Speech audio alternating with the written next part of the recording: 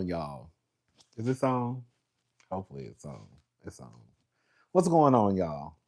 I just wanted to come down here for a few minutes and run my mouth.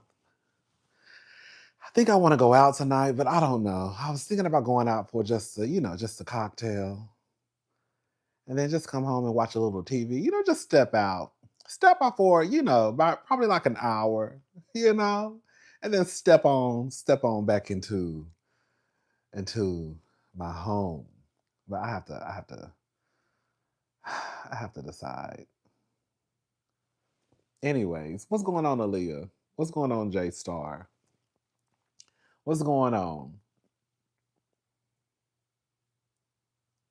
Hey, Dee Dee Marie. Hey, Ashley. Happy birthday! Happy birthday, Ashley. Tell cousin Ashley happy birthday, y'all. What's up? Yes, what's up, political playground? What's going on? We're gonna wait for a few more people to get in here, then we're gonna go ahead and get started. If they don't, if you can't catch, it'll be up for the replay will be up, so you'll be good to go. Baby, I'm ready for the Married to Medicine reunion. It looks like it's gonna be good. They say it's only gonna be 2 parts. I'm okay with 2 parts. Because most of the time, excuse me, most of the time, there are 3-part reunions are kind of a waste of time anyways. So I'm okay with a 2-part reunion. What's up, Mimi? What's up, Montrez? What's up, Megan? All right, y'all, let's just go ahead and get started. So listen, I don't know what's going on with Old Lady Gang, but the other day I made a video about Candy and Todd. And I made a comment about Old Lady Gang somewhere in the video. And one of the cousins, girl, that's why you got to try to read as many comments as you can, YouTubers. One of the cousins said, baby, OLG is permanently closed. And I said, girl, what you talking about? Okay? Because I knew the one on Peter Street had closed, but I knew they had one in Camp Creek that, from what I assumed, was still operating. Well, girl, I went to the internet and I put in the address. I put in Old Lady Gang, and it definitely says Old Lady Gang, 3650 Marketplace Boulevard, Suite 950, East Point, Georgia, 30344, permanently closed. That's exactly what it says. It says permanently closed. Oh, they've been closed? Baby, I did not know that. I knew they had a few locations open. I knew they had a few locations and a couple of them had closed down, but I knew that I thought that the one in Camp Creek was still open. So, baby, I called the number and nobody picked up the phone. Girl, matter of fact, I'm gonna call it again while I'm on the phone with y'all. Hold up. Let's call. Hold up. Old Lady Gang. Here we go. Here we go. Y'all see permanently closed. Permanently closed, baby. Permanently closed. All right. Let's call the number 404-968. Okay, let's call. Let's see what they say. Welcome to Verizon Wireless. Your call cannot be completed as the called party is temporarily unavailable. Please try again later. Welcome to Verizon Wireless. Your call cannot be completed as the called party is temporarily unavailable. Please try again later. Oh my God. Oh my God. Girl.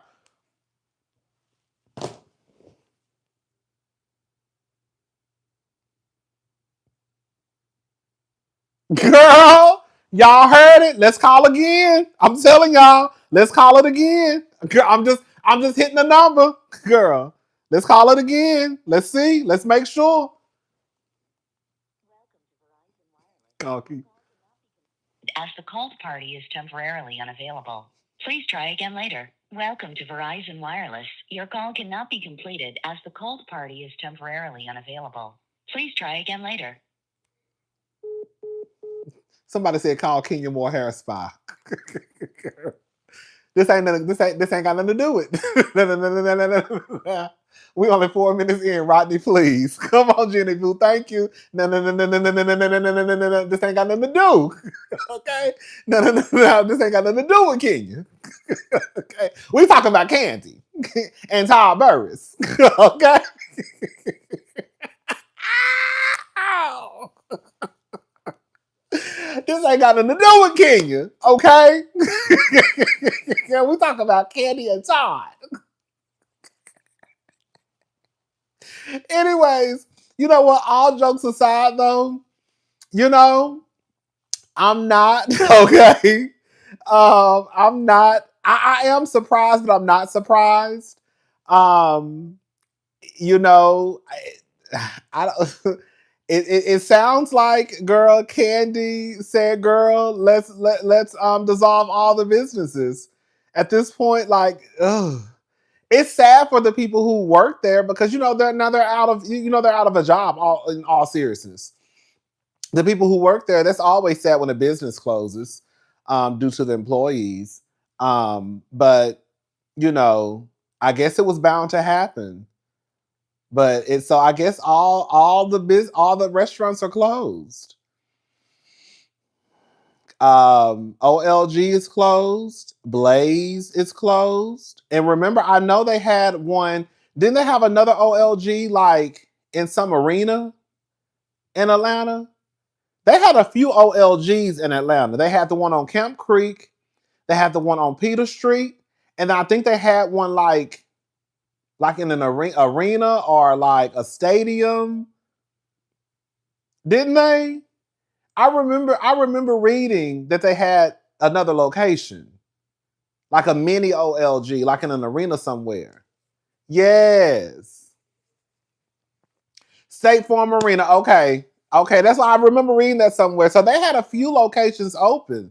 It's just sad. I'm assuming that one is no longer functioning either. Oh, girl, that's sad. I guess Todd gonna have to start the businesses by himself. I wonder what Todd gonna do. Cause Candy gonna always have some money coming in. Todd, you really messed up the church's money. Todd, you really had a good thing. I need to know what Todd did. I need to know what Todd did.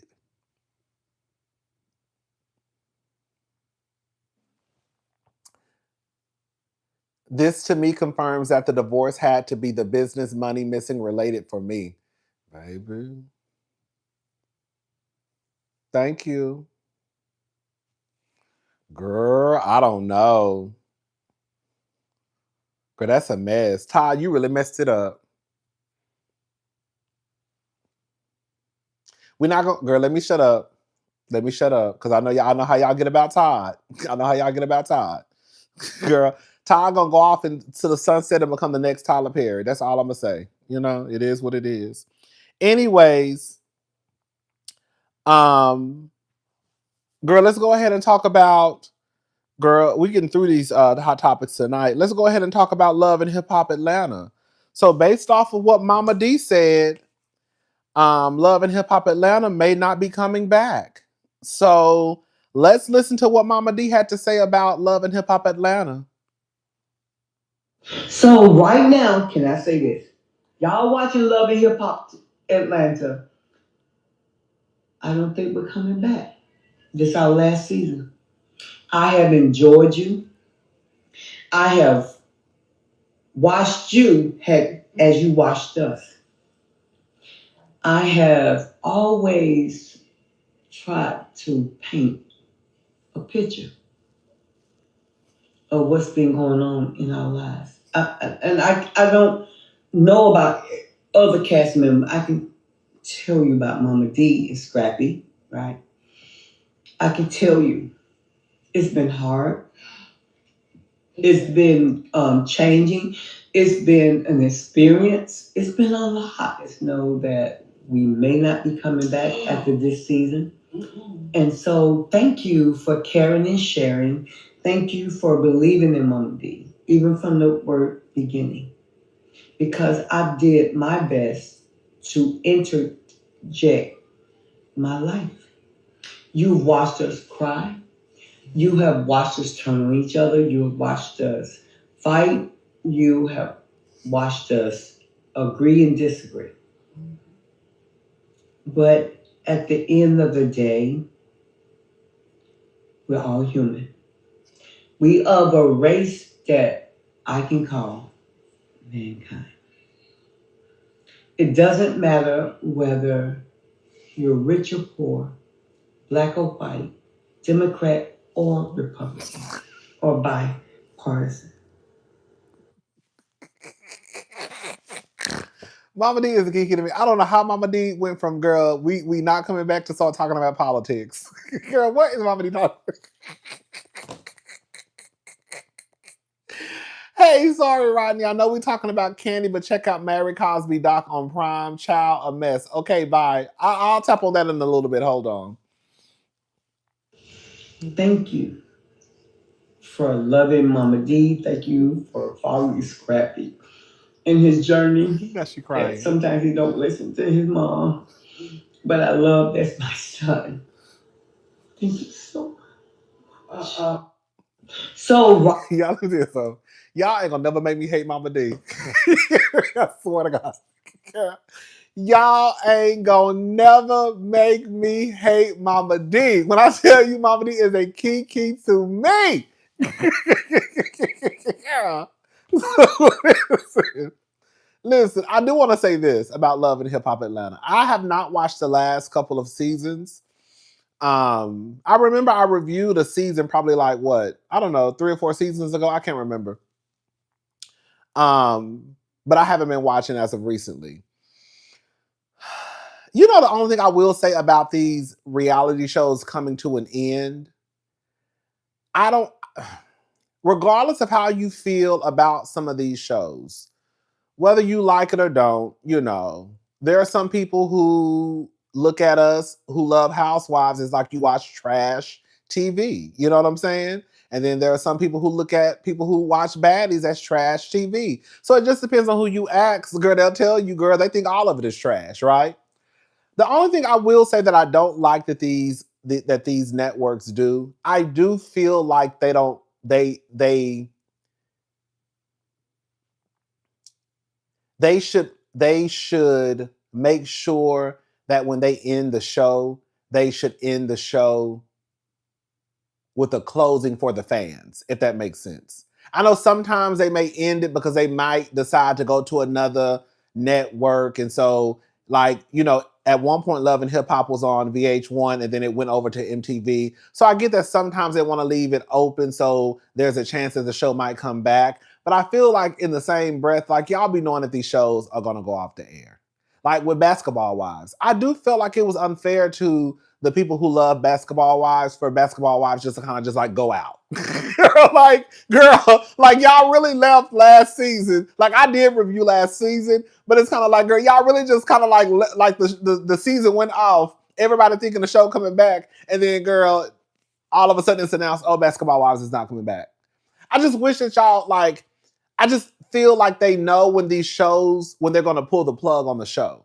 So when you pull the plug on the show, just pull the plug and let the viewers know the last season of so and so. Like, I think that eventually when they start to pull the plug on some of the housewife shows, I think that they should go out with a bang. Like, let us know this is the last season of the Real Housewives of Atlanta. This is the last season of the Real Housewives of so and so. I that's the only thing I don't like. I think it's a missed opportunity. I think it's unfair for the people who love the show. Again, whether you watch it or not, I think it's unfair to the viewers of how they kind of like just leave. Like, girl, y'all not gonna have no. Girl, you got Shawnee coming down to the internet talking about, okay, so before it got out, I just want to let y'all know that Basketball Wives is like, girl, what? Girl, that's it. Like Love and Hip Hop, like I think they should go out with a bang. I think the last season it should be something like trying to bring is like I feel like the last season of a reality show. I think they should try to get as many as girl, like some of the old girls to come back, even if They can't. They should try. Like, they should try to bring a Mimi back. They should try to bring Jocelyn back. They should try to bring the Stevie J back. They should try to bring all the girls and the boys who kind of got the party started. I think that would be so dope. I think that would be so dope. Like, I know some of y'all don't like Basketball Wives again. I wasn't mad at Drea when she tagged Shawnee and said, let's do it one more time. I wasn't mad at it. I thought that would have been cute for Drea, Royce. I know some of them might not want to participate, but like Tammy, Evelyn, all for them to come back and just kind of like put it out on the table and just wish everybody good luck and go about their life. I think that would have been so cute to see all of those women come back who participated in the show over 12 or 13 seasons to kind of like do one last kind of like hurrah. I really think that would have been cute. That's just me though. I thought it was a cute idea when Drea tagged Shawnee and said it. I was like, that would be so cute for the girls who love it. And I bet you so many people will probably tune in just to see, you know, all the girls from yesterday, you know, just do like one little last, you know, run around the field. But it is what it is. It's going to be what it's going to be. So Love and Hip Hop Atlanta, it's more than likely probably not coming back. Chaotic, he already kind of said this. And I remember Scrappy like kind of telling Chaotic to shut up because he don't know what he's talking about. And now Mama D is pretty much confirming it also. We don't know nothing. You know, the network has not come out and made an announcement, but it sounds like they might not be coming back. I wish they would do that with Teen Mom. Those olds are ready to get agents. Wait, those olds are ready to go. Wait, hold up. I wish they would do that with Teen Mom. Those olds are ready to get Agents High School. What is that? Thank you, Tia Bia. But yeah. So anyways, let's move on, y'all. Oh, the Mary Cosby doc. Did I watch that whole documentary? Did I watch the whole documentary? I don't know. I didn't watch the whole documentary. Mary, I mean, girl, Mary ain't shit. I mean, I hate to say it because I know she's going through a sensitive time, but I believe what those people were saying in that documentary. That's all I can say. I mean, but I had already said though, no tea, no shade. I said the documentary was going to flop. I said that. I said that documentary about Mary is going to flop. It's not that.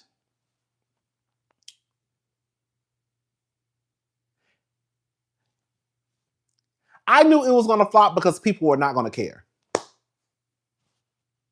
I said that. Even before it came out, I said, baby, that documentary going to like come and go. Ain't nobody going to care about that documentary. One, because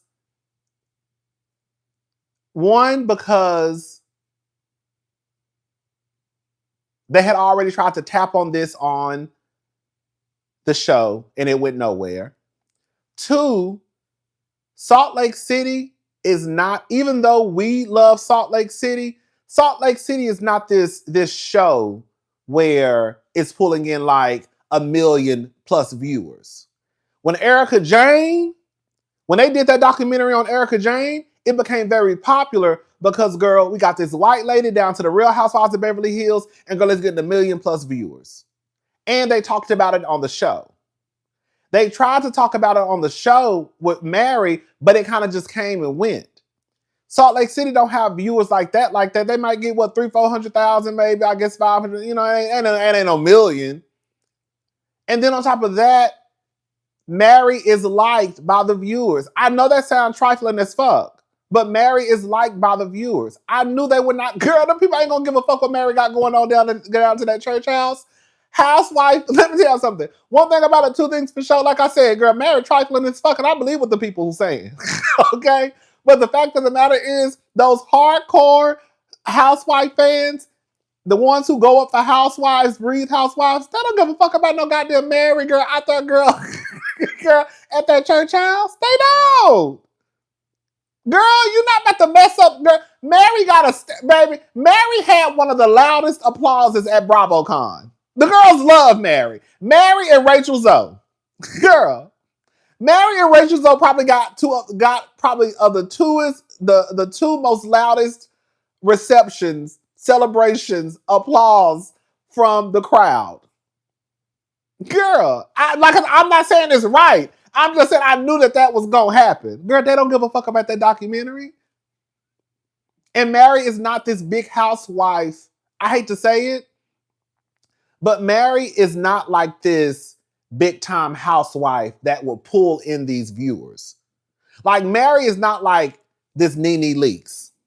Mary is not like, you know,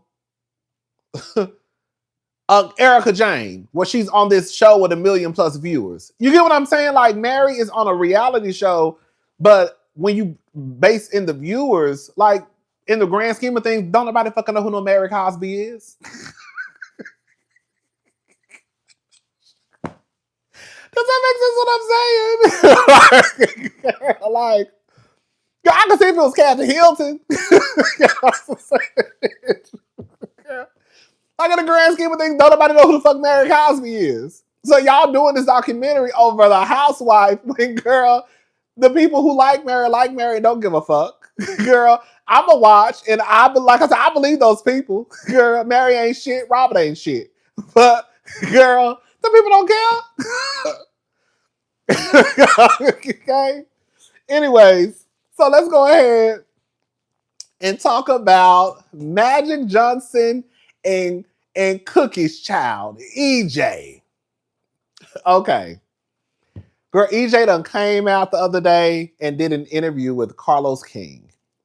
And there was a part of the interview that set the internet on fire.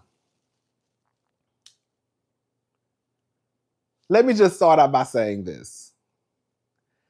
I am a gay man. I used to struggle heavily with my sexuality. I have never, ever, ever, ever, ever, ever, ever, ever, ever, ever, ever, ever, ever, ever, ever, ever questioned my gender identity. I have always identified as a boy. I have always identified as a man. I ain't never looked at myself as nothing but a big ass nigga. Okay? I am not an expert on all things LGBTQIA+. I've gave this speech before. Y'all already know. I've said this speech about 10 times on my channel, probably more than that. I'm not an expert on all things LGBTQ, okay? There are things that gay folk do that I don't necessarily understand all the way, and I'm gay. There are things that lesbians do I don't understand all the way. There are things that happen with the trans community that I don't understand all the way. There are things that just happen where I don't completely understand it. But I think that just because you don't understand it does not mean that it cannot be the truth. Like, I don't understand algebra, but that doesn't mean that algebra doesn't exist. Girl, I don't understand all things biology, but that doesn't mean that biology doesn't exist. I don't understand all things chemistry, but that doesn't mean that chemistry doesn't exist. So just because you don't understand something, I don't think it's right to just kind of like throw it under the rug as if it does not exist, because just because you don't understand it, girl, that just means that you don't get it.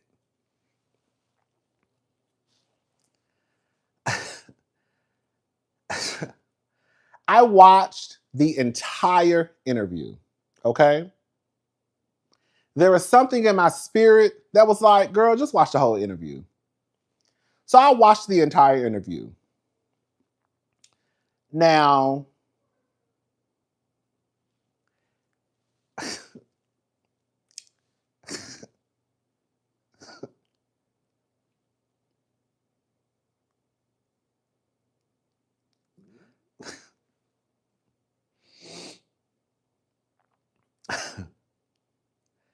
there were definitely parts in the interview where I was like,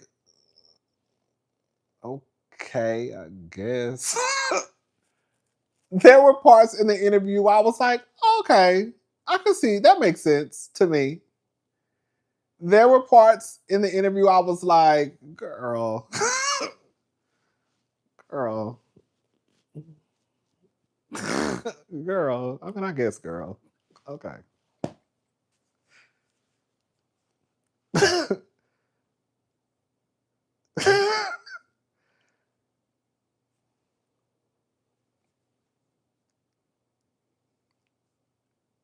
you can tell that E.J. Johnson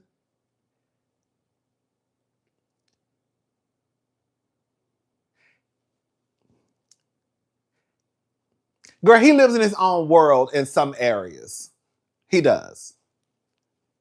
E.J. Johnson has created or he lives in a whole completely different world. And that's okay because if we're going to be honest, due to his access to wealth through his family, they are in a different completely type of world.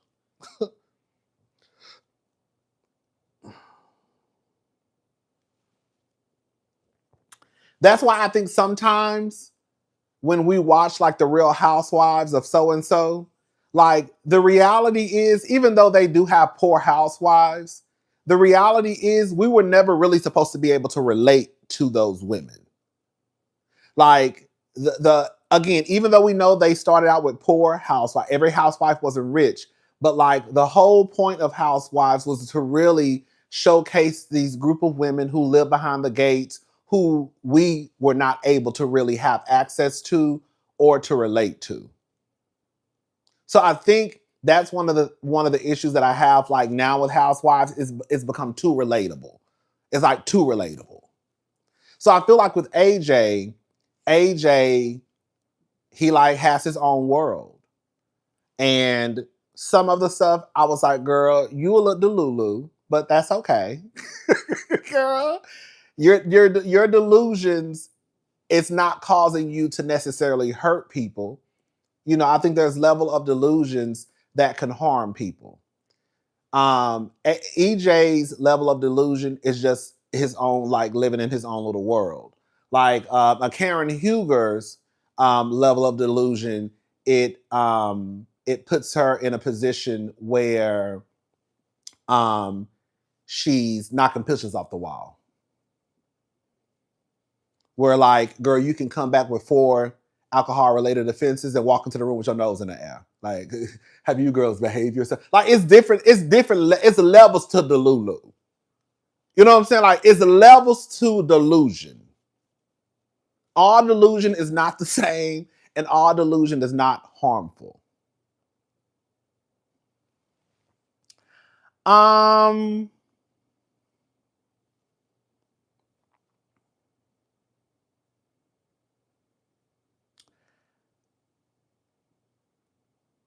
I believe that if you are a person who still believes in what we were taught as children, then it is hard. It may be hard for you to participate in certain conversations. So, like, if you're one of those people who believe that, like, heterosexuality is like the default setting, then, you know, if you're one of those people who believe that, like, boys wear blue and girls wear pink, if you're one of those people who believe that, you know, men are supposed to be outside building and women are supposed to be in the kitchen, then it will be difficult for you to kind of like have certain conversations because your mind is already made up on how the world operates, even though we know factually that's just not the truth.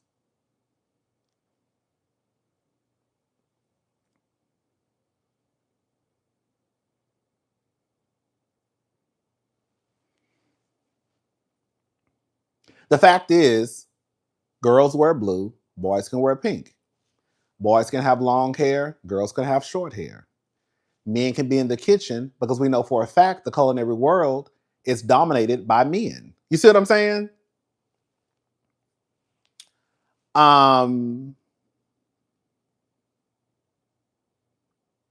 So yeah.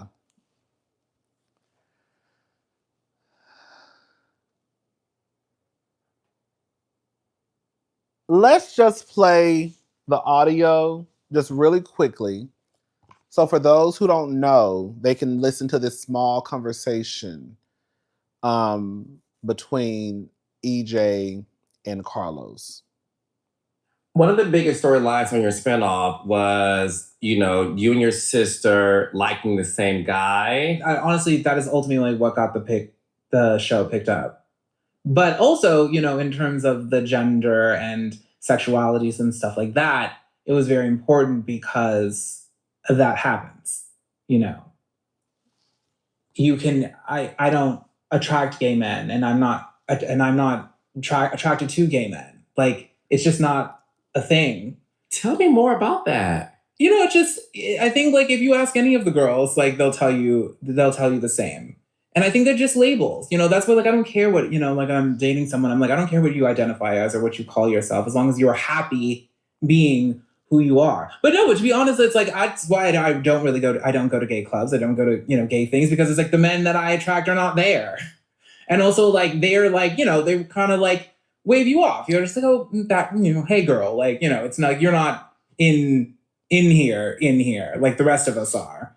You know, it's just, it's always, but it's, I never really understood it until now, because before, when I would go and I just was like, there's something about this room. It's like, it's almost like they don't want me here. Like, I'm not really in it here, because I'm not presenting as a man.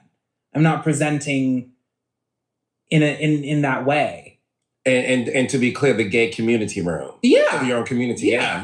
But it's not like a shameful thing, or just like, oh, they're mean to me. But it's like, these are not my men in terms of attraction. Now, if I'm just going to have a kiki, sure. But like, these are not the men that are interested in me in that capacity. I do that when I go to the straight rooms. So,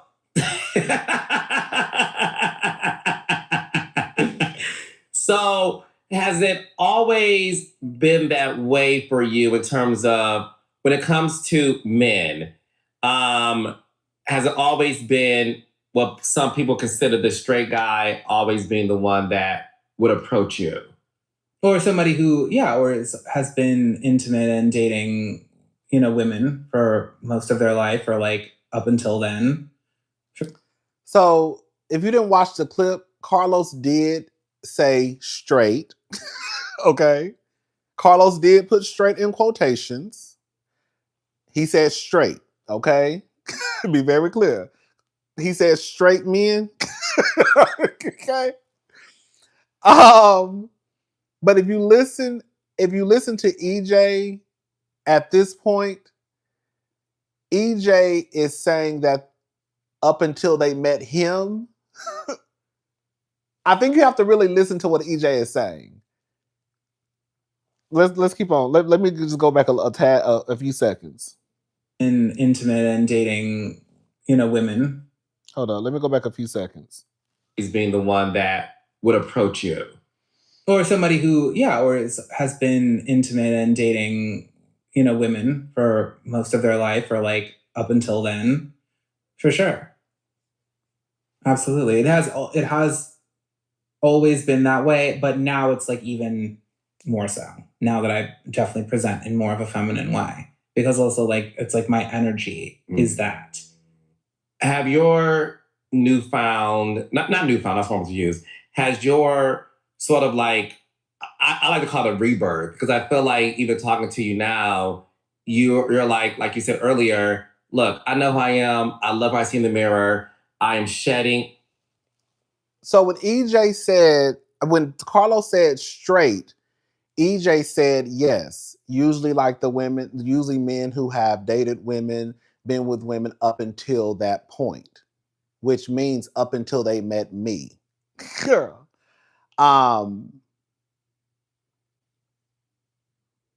This is what it comes down to.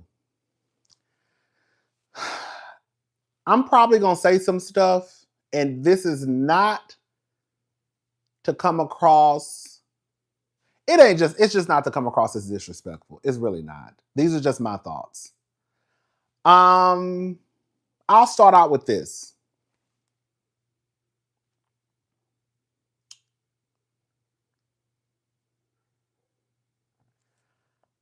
I would not consider a man who dates EJ as straight.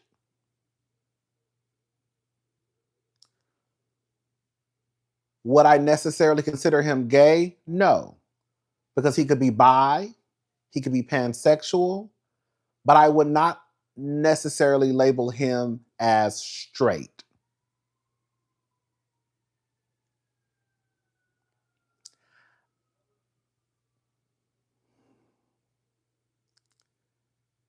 In the interview, if you watch the entire interview, I was slightly confused, but it's nothing for me to write home and tell mama about because it's really not a part of my journey. But I was confused on what EJ identified as. But to his own words, he really doesn't care or really deal like the whole, you don't have to really identify. Even though there were parts of what he said, I felt like he was talking out of both sides of his mouth. Because in one breath you say you don't date gay men, but then in the next sentence is, oh, I don't care what you identify as. Well, girl, if you don't care what you identify as, then girl, why do you care about if the man identifies as gay or not? You see what I'm saying? So there were moments in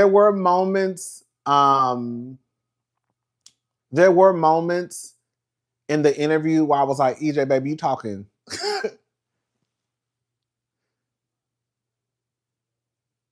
EJ's logic gives a weird fetishization of both himself and those supposed straight men. Thank you, Six Figure Bitch 2026.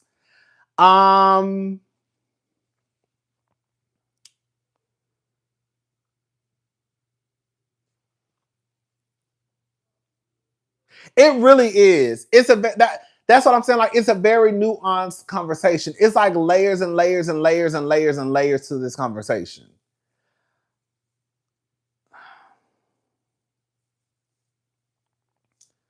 Let me see this. Let me say this.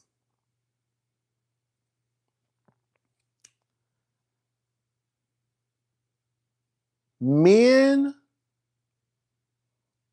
who are typically attracted to people like EJ, they tend to fall closer to dating women than even identifying as gay. So, for example, just stopping by to say hey to my favorite cousin. Thank you, Chanel's Reality. So, for example, Dwight Howard. It doesn't matter what I say about Dwight Howard. Dwight Howard does not identify as gay. He does not identify as bi. If you ask Dwight Howard what he is, he gonna say he's straight. And I don't know if y'all have heard me. I don't know how many of y'all have watched my channel, but I say this all the time. Whenever we start talking about sexuality, one of my top sayings is men who identify as straight. Because that's how they identify. It don't mean that I'm gonna look at you like you straight, but that's how they identify. And when you look at a man like Dwight Howard, the men who he has come in contact with, they all tend to have the same thing in common. They don't look like me. They look like fish. They give very femme. They give him bust downs. They walking around with EJ swiping that black card between gay for pay cheeks. Thank you, make it make sense. The men, the people who Dwight Howard has had sex with, and we know he has had sex with men because it is in documents. It has been reported in some of those cases that the sex he has had with those men are consensual. So we know that Dwight Howard has sex with men. However, I can guarantee my last $2. If you ask Dwight Howard if he is straight, he is going to say yes, even though we know that you over there, girl, twirling with the boys. The men who usually identify as straight, those are the men who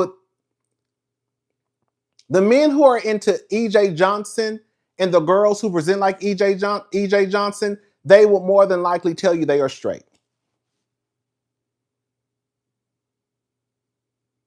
To me, this is just to me. Diddy is someone who is into men.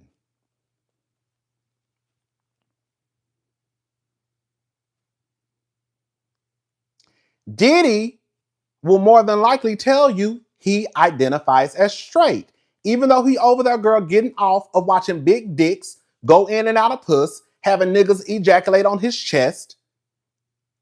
To me, Diddy is someone who is into men. But if you ask Diddy his sexuality, Diddy is going to say he's straight. So I think that's where the conversation starts to kind of get blurry, because even if we feel a certain way or if we know certain things, I think that's an excellent way to describe it. If we start stating that straight men identify as straight, they will understand the argument for people saying this is how I was born, not how I identify. And that's why I always say, whenever y'all hear me say, those are the men that identify as straight. Because it doesn't matter if I say you one of the kids or not. You're going to always say you straight. And the fact of the matter is, most gay men will not talk to E.J. Johnson. They won't. They won't. They won't. Baby, y'all too mask for mask in the community to get me to believe that y'all are that offended that EJ said that the gays ain't really checking for me, because y'all not. Y'all not. I have been around the gays for a very long time. And I don't see y'all in the clubs, in the gay spaces, walking up with a nigga with a 27-piece on and a bustier and spaghetti and a skirt and some 4-inch heels.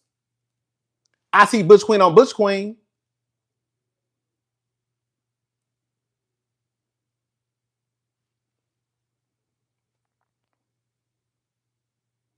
But the gay men out there, they are not talking to someone who presents like E.J. Johnson. And they know it.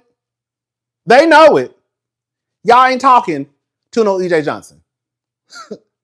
Y'all not. Y'all are not talking to E.J. Johnson because y'all too big on masculinity.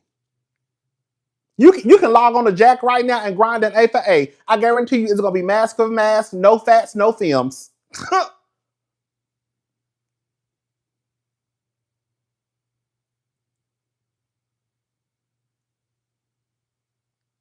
So as much as some people are like, oh, AJ, EJ, he, wouldn't talk to gay men. I mean, it's the truth, because gay men won't talk to him.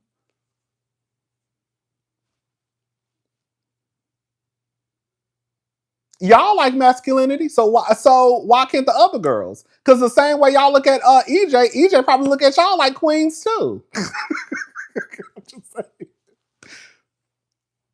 Like I said, were there times in the interview where EJ was talking out of both sides of his face? Yes, he was.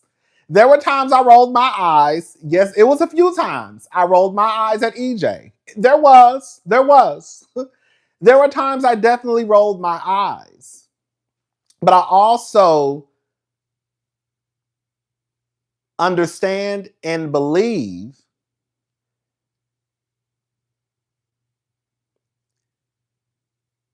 I saw Bobby Light's comment, and the truth of the matter is with Bobby Lights, he can try to drag EJ all day long. But the fact of the matter is, Bobby Lights is not gonna lay down with EJ Johnson. Bobby Lights is not gonna lay down with no queen. That's what I'm saying. Like at some point, it's kind of like you can get worked up, but you don't even want him. So why the fuck you mad about what he's saying? Because you don't want EJ Johnson. You don't want the nigga with the skirt and the bustier in the 27 piece in the heel zone. Bitch, y'all barely want the niggas who wear a little fingernail polish on their fingers. So I know if y'all don't want the niggas who wearing fingernail polish, y'all don't want the nigga with heels on. Cut it out. Stop it. It's okay. Because I'm not sexually attracted to EJ Johnson either. But y'all not gonna get on the internet trying to act like all of a sudden, girl, y'all ain't the same girls who won't fuck with a nigga who got fingernail polish on their fingers. But you gonna fuck with the nigga with a skirt on. Girl, stop. Y'all not walking up to the club with EJ Johnson or any of the other girls holding hands when they got their bust downs. Hey, cousin, I'm still celebrating my birthday. It's slightly tipsy, but I made the live late. No. Baby, when I tell you, baby, you celebrate your birthday like I used to celebrate my birthday back in the day, baby. Okay? Okay? Yes.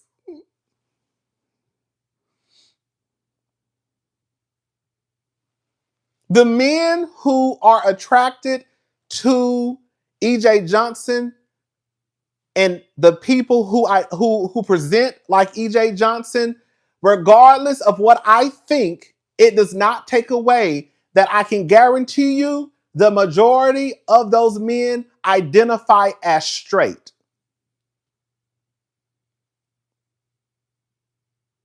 That don't mean that they are. Okay? No shade. But I'm just saying they identify as straight.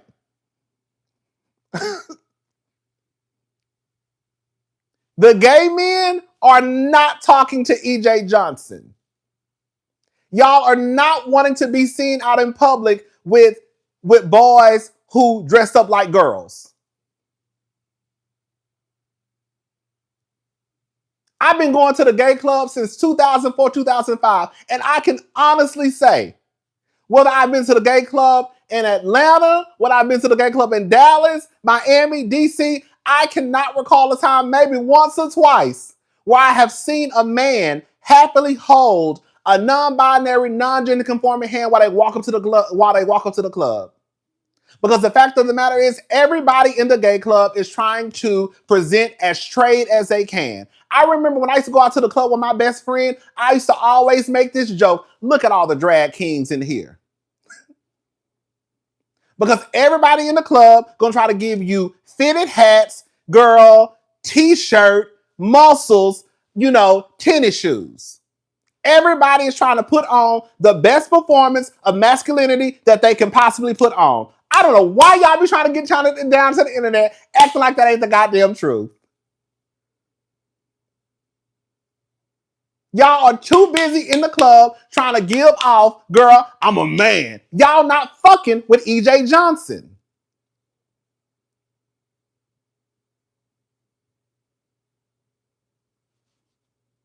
Y'all not even fucking with the other girls who appear to be like EJ Johnson. That's why so many of y'all drag Saucy Santana when y'all see Saucy Santana with a man, because y'all still trying to figure out how the fuck did Saucy Santana walk around here with a bust down, a beard, and nails? He got a man.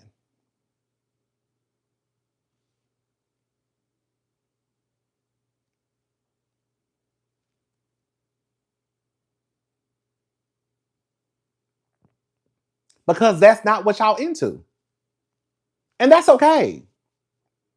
That's okay. You look a mess too.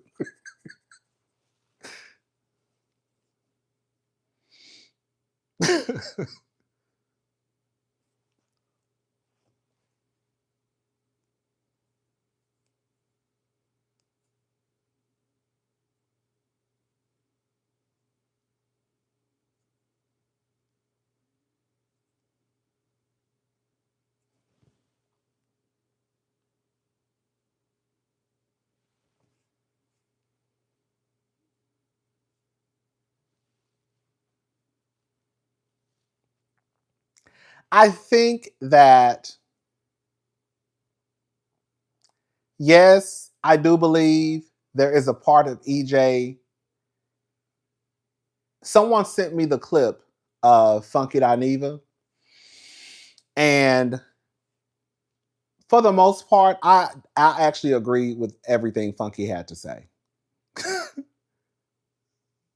which I was surprised because I really didn't think I was.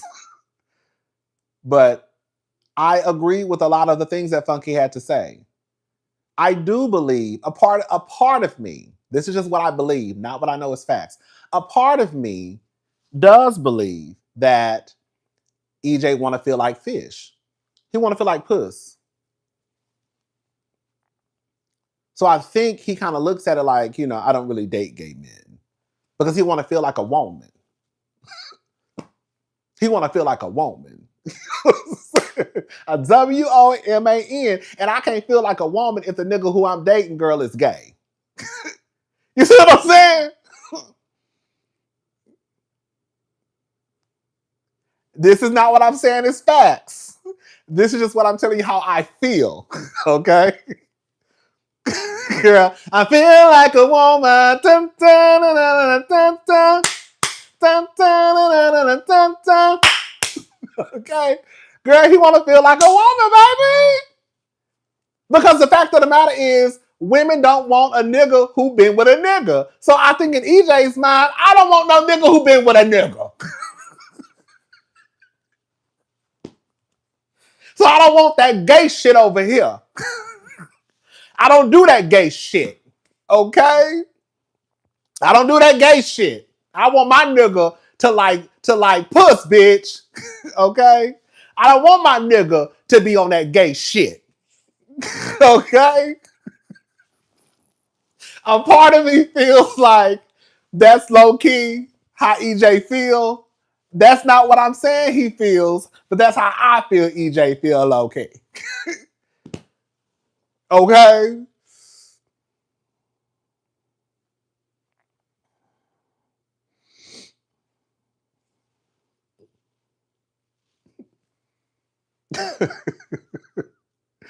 You know what? Since we're celebrating birthdays, shout out to me, March the 9th, and all the other Pisces out there. This is our time. It's our time. Shout out to you, Rodney. Great show always. Thank you, Pisces Unicorn. Y'all tell Pisces Unicorn happy birthday. Happy birthday to all the Pisces out there.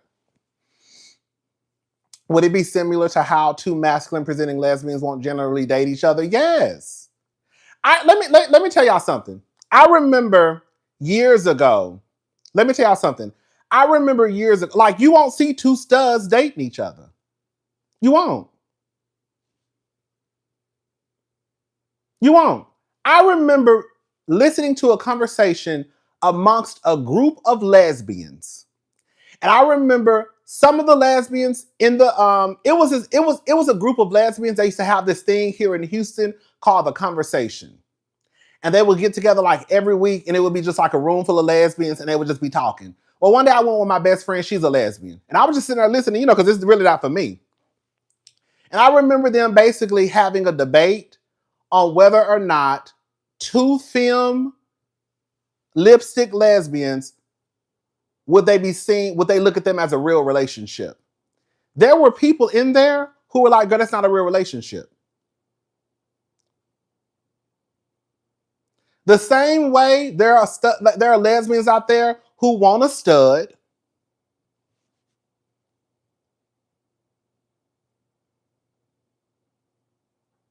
They want a stud. They want a soft stud. They want a stud. It's the same way that EJ probably feels too. It's really like just across the board. The same way that no tea, no shade, the same way that women, y'all don't want no effeminate man. It also comes down to presentation. Y'all don't want no effeminate man. The gays don't want no effeminate man. EJ really don't want no effeminate man. The lesbians over there arguing about whether or not they consider two lipstick lesbians in a relationship as a real relationship. Look at Portia. The first lesbian relationship she got into was with a stud.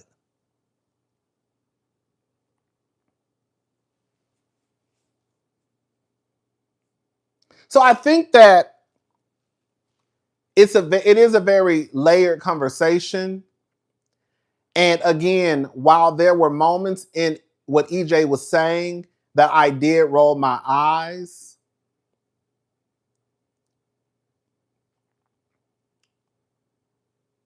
I don't have a problem with film men. I don't. I've had sex with a drag queen before. I would date a trans man. Would I date a trans woman? No. Would I date a trans man, have sex with a trans man? I would. I've had sex with a full drag queen before. Femininity doesn't bother me. Am I attracted to EJ Johnson? No.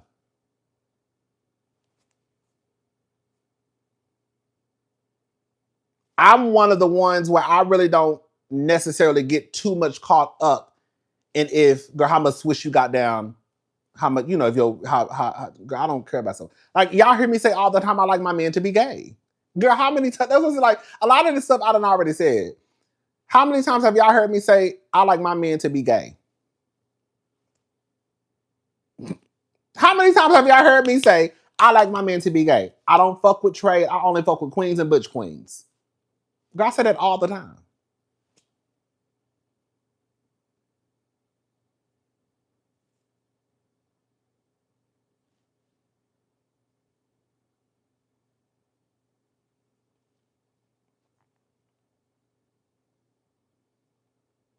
I say that all the time.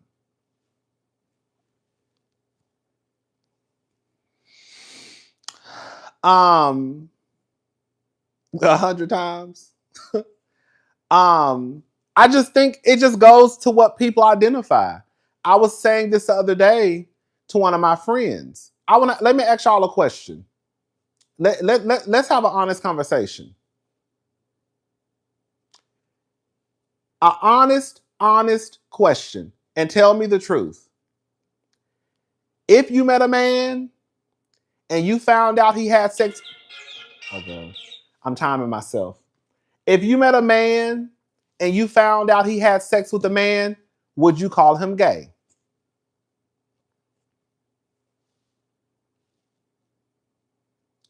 If you met a man and you found out he had sex with a man, would you call him gay?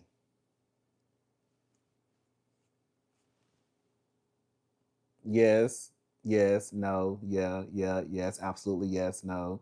Depends if he's rich. I know that's right, baby. Yes, I wouldn't call him straight. That's right. I know that's right.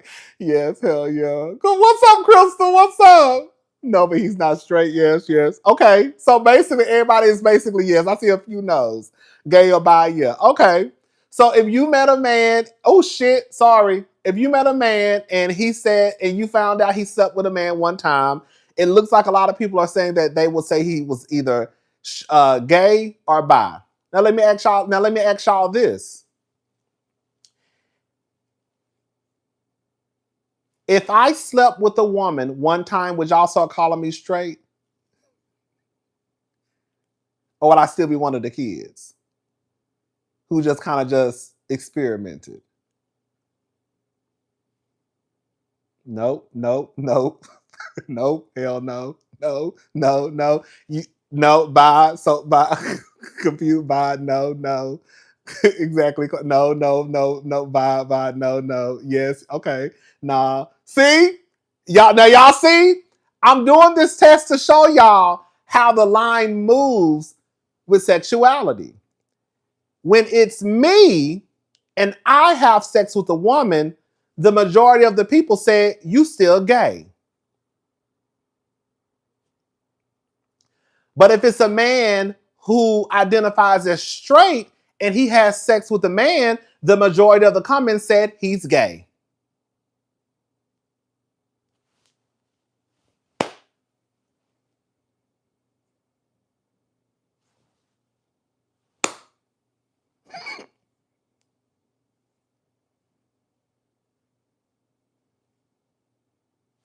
I'm just saying, we just did a test. The test was if you met a man and you found out he had sex with a man one time, y'all say he gay. But when it came to me, girl, and I had sex with a woman one time, y'all said I'm still gay.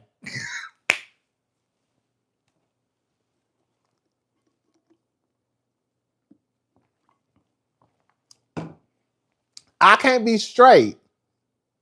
I can't be straight because I had sex with a woman one time, but he gonna be gay because he had sex with a man one time. So why I can't be straight? Because I had sex with a woman one time. What if I want to be straight? If I have sex with a woman one time, I'm still gay. It's so crazy because I was saying this too. Let me just tell y'all, let me just add this to it too. You was drunk, okay?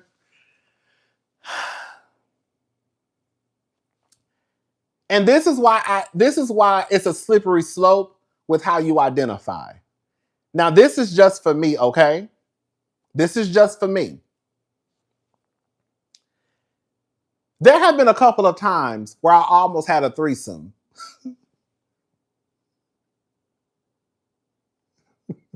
There were a couple of times where I almost had a threesome with a man and a woman. It never happened though. If I had sex with a woman, even multiple times, I would still identify as a gay man. I would. I just would. If I had sex with a woman tomorrow, even if people start to put me into the bi category or the pansexual category, I would still say, if somebody say, I'll be like, I'm gay. Even though I know technically, based off of the definition, I would be considered bisexual. Based off of the definition, if I slept with men and women, or if I was attracted to men and women, by definition, I would be considered bisexual. But if you asked me how I identify, 10 times out of 10, I would say I'm gay.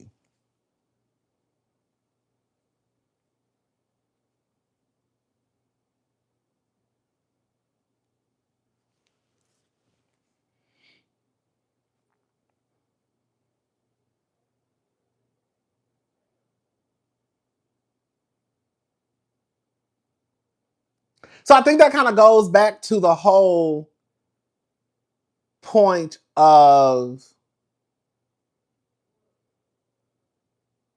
the men who are attracted to EJ. If you ask those men who are attracted to the EJ Johnsons of the world, even though I wouldn't necessarily say that you were straight, okay? Hey, cousin Rodney, I just logged on and you talking about you was creeping with a drag queen. Now, what I miss, cousin, I need a story time ASAP. Baby, it wasn't no creeping girl. We just had sex. It was what it was. It was a black guy. It was a black guy. He was a drag queen. Girl, he was fine. We had sex. That's it. Okay. But okay. But I just think it just goes back to it doesn't matter what I think about Dwight Howard. As far as I'm concerned, Dwight Howard is every bit of bisexual or pansexual. But Dwight Howard ain't gonna never tell you any of that shit. Dwight Howard gonna tell you I'm straight. Diddy, as much as he over there, girl, liking to look at big dicks and having niggas jack off on his motherfucking chest, he probably over there thinking about niggas fucking and sucking. He ain't gonna never say he gay. He gonna always say, I'm straight. It don't matter what I think. Girl, yeah, I don't think you straight. Okay. I don't think it's straight.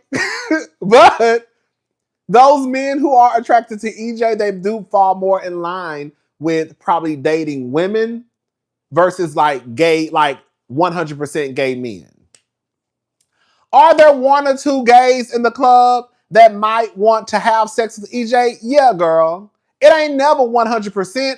Girl, even when you do the paternity test down to Maury Povich, it ain't never 100%. It's always 99.99999%. So ain't nothing ever really 100%. So no, is every gay man out there just hate EJ Johnson? No. There are gay men out there who are attracted to EJ Johnson. But for the most part, girl, the collective, they ain't fucking with EJ Johnson because y'all too mask for mask, baby. And y'all ain't gonna sit here and get down to the internet and play like y'all ain't. Y'all ain't fucking with no bitches who walking around here. Y'all ain't fucking around with no niggas who look like men with skirts and bustiers and furs and 27 pieces and girl heels on. Y'all not. I don't know why y'all just don't be like, girl, that's true.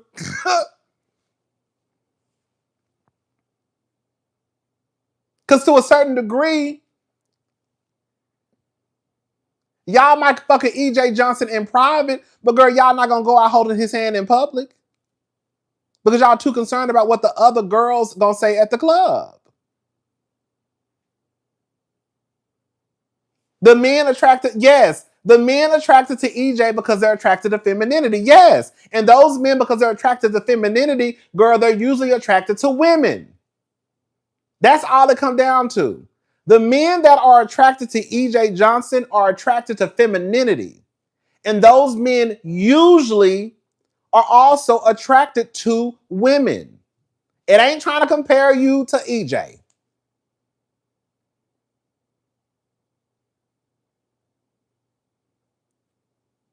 And most gay men are not attracted to what EJ represents.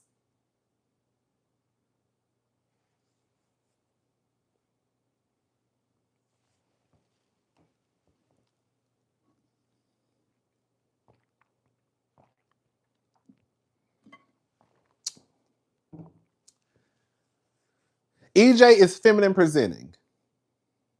Yes.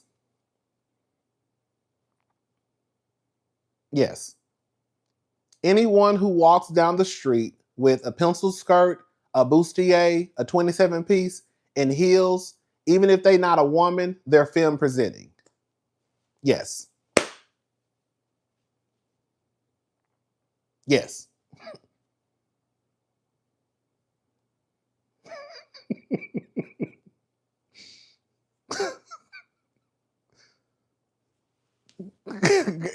There were parts, I'm not gonna lie.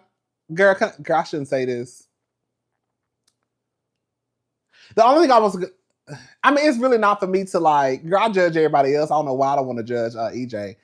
The only part I was confused about EJ, I don't know what, I guess it doesn't matter, but I don't know what EJ identifies as. I don't think he identifies as a trans woman, even though that's why I was confused about some of the EJ.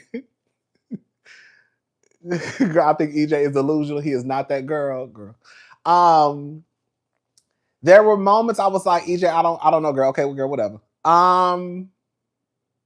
Like at one point he was talking about,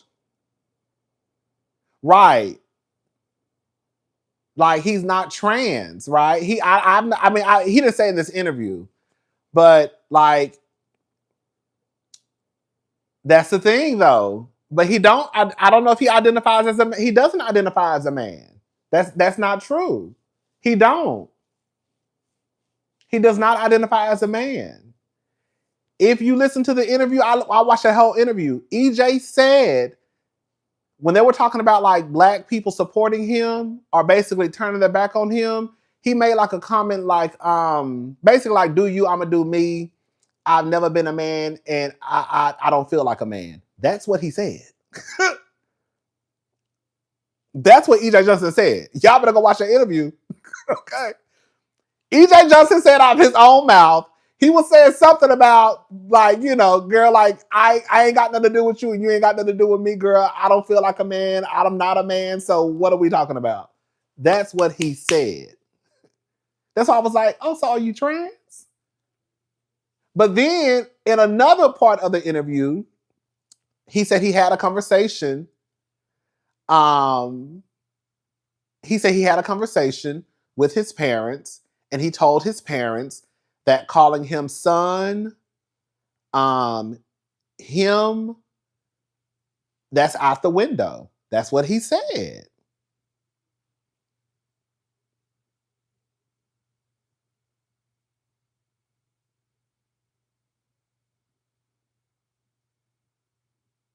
But then he also, but but then I don't. That's why I was kind of confused because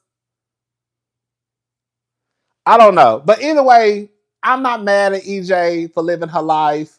Let her live her life the way she want to live her life. Like I said, girl, were there definitely moments of delusion in what EJ was saying? Absolutely. Girl, because some stuff I was like, nah, EJ, girl. Girl, shut up. Girl, there were moments when I was listening to EJ talk and I was like, girl,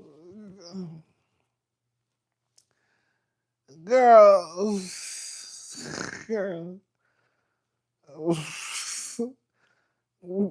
like, okay, girl, if that's what you say, sister, okay, sister.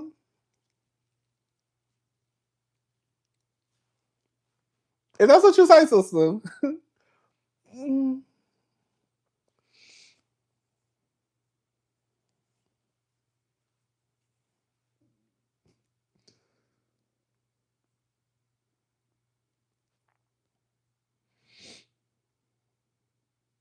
So yeah.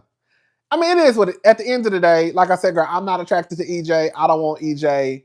And I also feel like most gay men do not want EJ from Bobby Lights on down. That's why I was like, Bobby can read, he can read him all day long, but you don't want him. So why at the end of the day, why do you care? This is how I feel about it. In real life, EJ Johnson saying what he said really shouldn't have caused this much of a firestorm. I'm sorry, it shouldn't have. Okay, girl, he said he said what he said about being in straight rooms. Okay, girl, is your man interested in EJ? Are you interested in EJ and he declined you? All I'm saying is like I don't give a fuck what EJ said because at the end of the day, I don't want EJ anyways.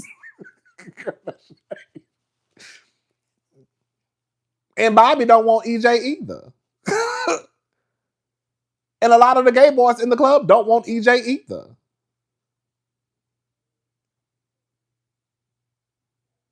And y'all don't want EJ either. So if EJ say, girl, I go to the straight rooms for that.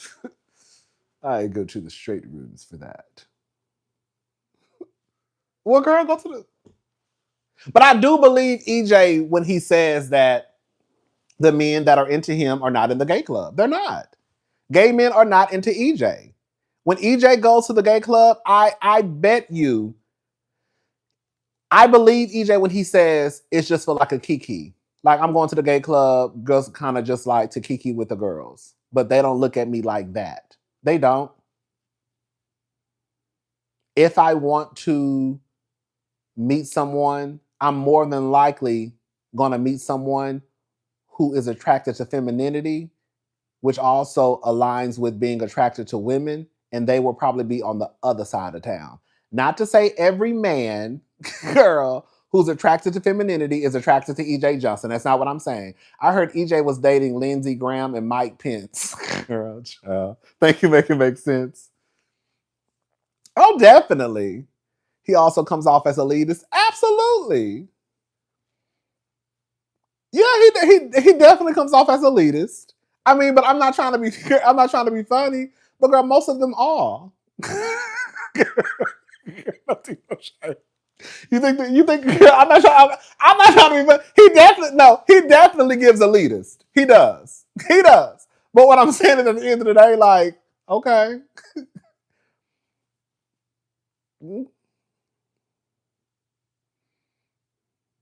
I think EJ sees her. Now, this is what I think. I probably shouldn't say this because I don't want to get in trouble, but I think EJ sees herself as a woman too. I really do. If y'all didn't watch the whole interview, I watched the entire interview. When I was listening to EJ talk, I was like, girl, are you trying to say you a trans woman? That's what I was getting. I was like, when I was like, well, maybe she just doesn't do like labels. Maybe they're non-gender conforming, right? Is that what it is? Maybe they're just non-binary, where they don't see either or. He's rich, they all elite. That's what I said, child. Girl, quiet as this girl. I think they all elitists. You can't, girl. I'm gonna go ahead and say it. I'm gonna go ahead and say it. Ain't too many billionaires walking around here who probably ain't elitist. Well, I know EJ not a billionaire, but you know, girl, he comes from that line. He comes from that lineage. So, girl, ain't too many billionaires walking around here who ain't elitist. Okay. So, I mean, girl, look at the poor girl. The poor people walking, girl. Income tax season, y'all start acting the same way. Bitch, income tax season come, y'all start acting the same way. Girl, no tea, no shade. Girl, can we talk about it? Can we talk about it? Girl, income tax season come, baby. Y'all get that income, baby, that income tax check hit, baby. Y'all start acting like a rich black woman in a heartbeat, baby. Y'all become a leader too. Can't nobody tell you a goddamn thing. Now your nose in the air, okay? Now you ain't got time to be bothered.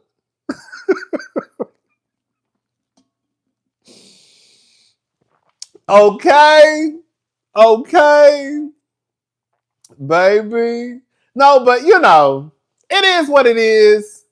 Like I said, to wrap this up, EJ Johnson was definitely on some fuck shit in that interview. There were more than a few things I was like, EJ really does. All I'm gonna say is this, because I'm not gonna drag my sister, but EJ definitely lives in his own world. Because there were moments I was like, girl, no. I said, but girl, okay, girl, that's girl, like, I ain't gonna never be around EJ Johnson. You know what I'm saying? But EJ Johnson definitely lives in her own world. She does her thing. She is definitely, she's definitely a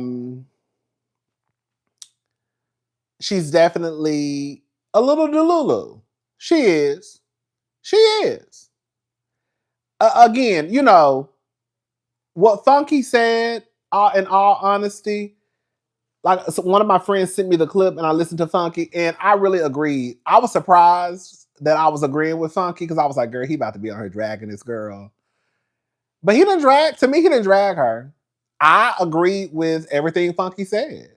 I really did. I don't think he was mean about it, but I agree with what Funky said. I think that, like, there's a part of me that feels that EJ wants to feel like pussy. And in order for him to feel like, you know, puss, I'm not into gay men. Because the fact of the matter is, if I want to feel like puss, I can't be into gay men. You see what I'm saying? You see what I'm saying? Girl, like, he want to feel like, you know, girl, chicken of the sea. He want to feel like tilapia. And I can't feel like tilapia. Let me tell y'all something. I'm not saying this is the way I think. Okay? I'm saying this is what I think that EJ is thinking.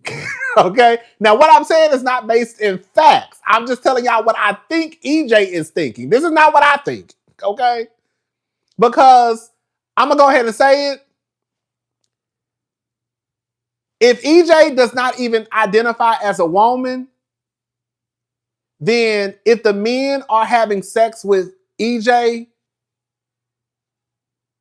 I can't even, like, I know it's a slippery slope to go down, but you don't even identify as a woman. So at that point, I'm going to have to either call him gay or either bi. EJ and Karomo speak like characters from Dynasty.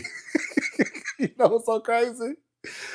Oh, you know what's so crazy? EJ and Karamo speak like characters from Dynasty. You know what's so crazy? He literally, see, that's why I need to watch the interview. He literally referenced Dynasty in his interview because he was talking about acting and he was saying how he wants to get into acting and how like Dynasty, like he wants to play. I think he said he wants to play like a Dynasty character. He literally said that in an interview. Anyways, so yeah. Like, I know it's a slippery slope to go down, but like I said, this is how my brain works. People say because I guess because I'm a Libra, I try to see both sides. How I feel and what I think does not necessarily translate to it being facts. Okay.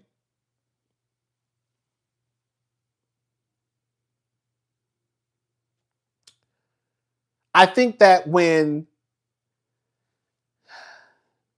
she doesn't identify as trans, so at that point, the men who are sleeping with EJ, either they're bi or gay or pansexual. But it still doesn't take away from the fact, well, I feel this is a fact. It doesn't take away from what I feel is a fact that if you ask those men how they identify, they're going to identify as straight. They're not going to say they're gay. They're not. Dwight Howard not going to say he gay. Diddy not going to say he gay. They're not going to say they're gay.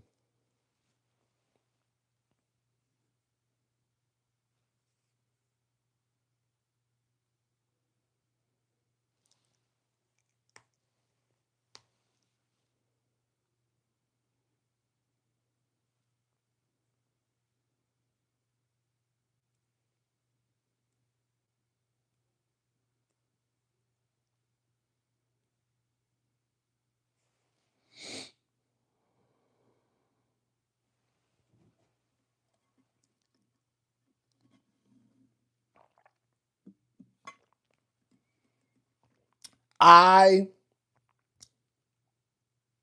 gonna say this, and again, I don't want to get in. I don't want to piss any of the girls off. I do believe that if you sleep with, I shouldn't say this because I ain't even been drinking, girl. This is me talking sober. I do believe that if you are a man and you sleep with anyone under the LGBTQIA plus umbrella, I would not consider you straight. I would consider you probably somewhere on the spectrum of queerness, though.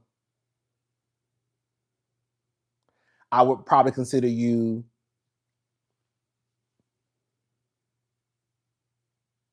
that's just me, though. That's just me. What I say don't mean nothing. Okay? That's just me, girl. That's just me. I wouldn't necessarily say you're straight. I would think that you fall somewhere on the spectrum of queerness. And I think that's okay.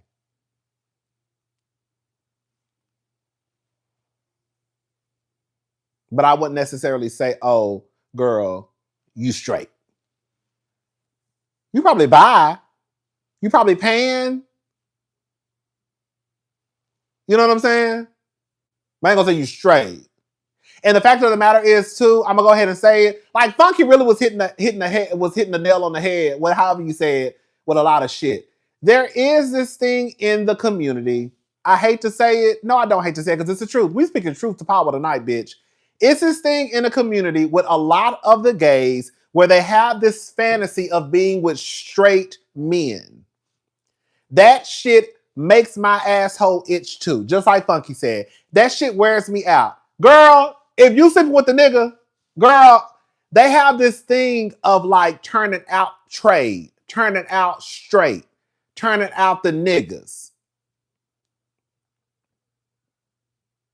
That's something that runs like wildfire through the goddamn community. They love acting like, oh girl, I was sleeping with this straight man. Huh? Okay, girl. He identifies straight. But girl, if he over there, girl, putting it, girl, let me say something. Girl, I shouldn't say that. Oh, girl, y'all about to give me some. Girl, I'm gonna go ahead and say it. I'm gonna go ahead and say, girl, if he wrapped his lips around your dick, baby, the straightness went out the window. That's one.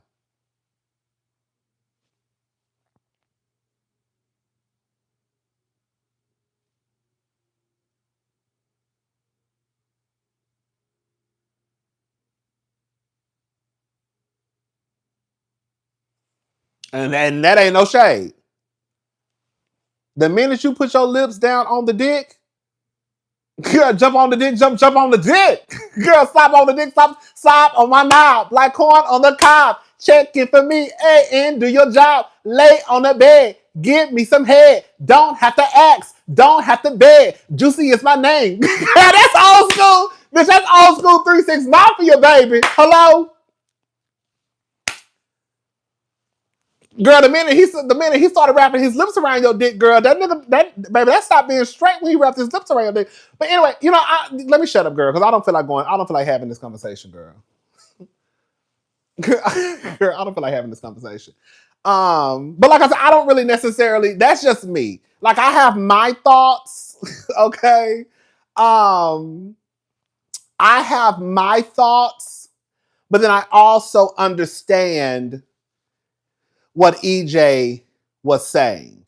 You know what I'm saying? And I really do believe in my heart of hearts that the men that are attracted to EJ Johnson, they do usually identify and fall in line more with heterosexuality.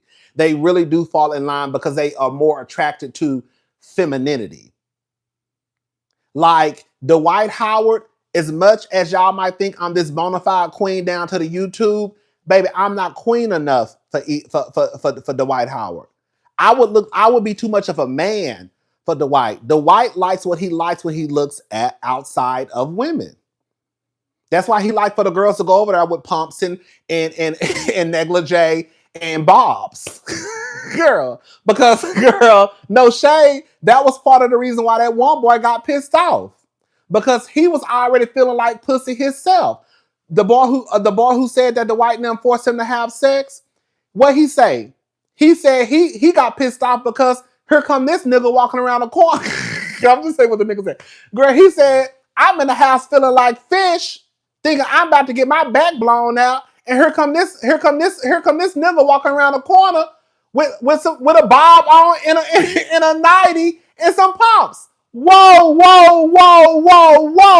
Ain't gonna be too many fish in here. That's what, because he not attracted. You see what I'm saying? He wasn't into Miss Kitty. He wanted the white. He wanted trade.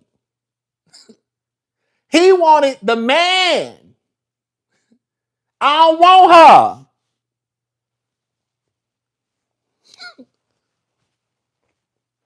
It really is a very layered conversation.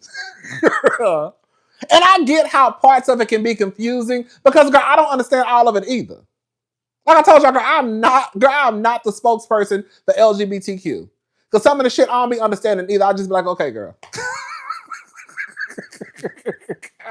I just say, okay, girl. I'll be like, okay, girl. I don't know, girl.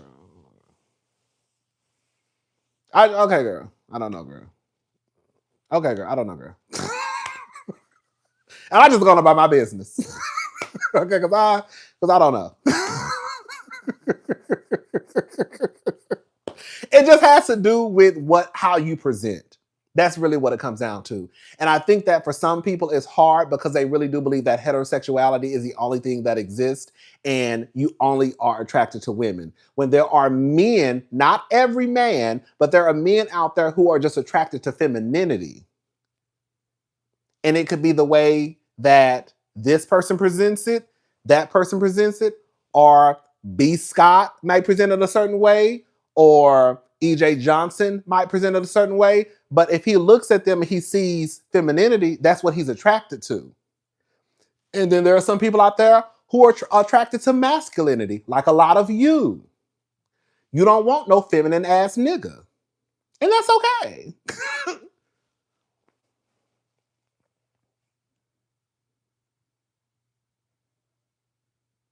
Like me, I don't like trade. I like butch queens and queens. That's just me, though. When the girls be like, oh, Rodney, you got trade? Absolutely not. I like my man gay. Girl, even if they got a little twist, I'm okay with that, girl. Because at the end of the day, I still look at you as a man.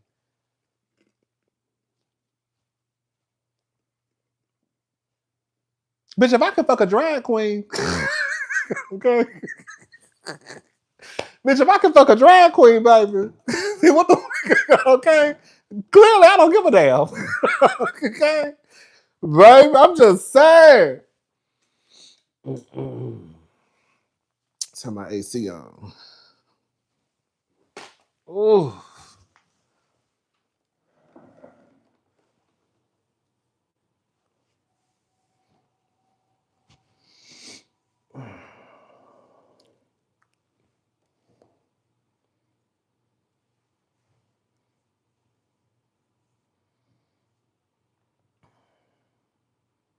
No, I didn't go to. Anyways, I'm done talking about EJ. Shout out to EJ.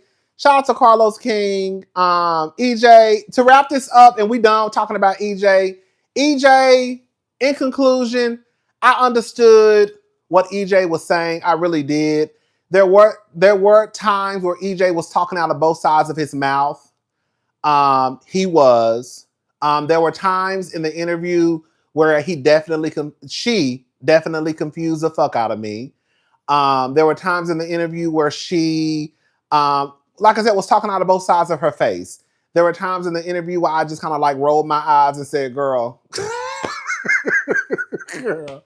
But at the end of the day, I also realized too with EJ Johnson, because of the world that he lives in, he has been afforded to be able to have this like some type of level of delusion. You know what I'm saying?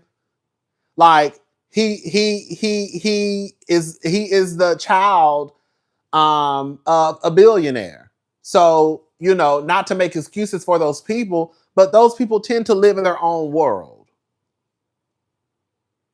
And that's why I brought it back to Housewives. When we used to watch Housewives, we watched Housewives because these women, we did not relate to, we were not supposed to. We were not supposed to relate to those women. Now Housewives has become too relatable to me. Like at this point, girl. Basically, he got okay. But yeah, you could tell that he kind of lives in his own little, you know, and she, you know, she lives in her own little, you know, and that's okay. Like I said, girl, because at the end of the day, I don't. I will never be around EJ Johnson. So, like, do I really care? No, I don't.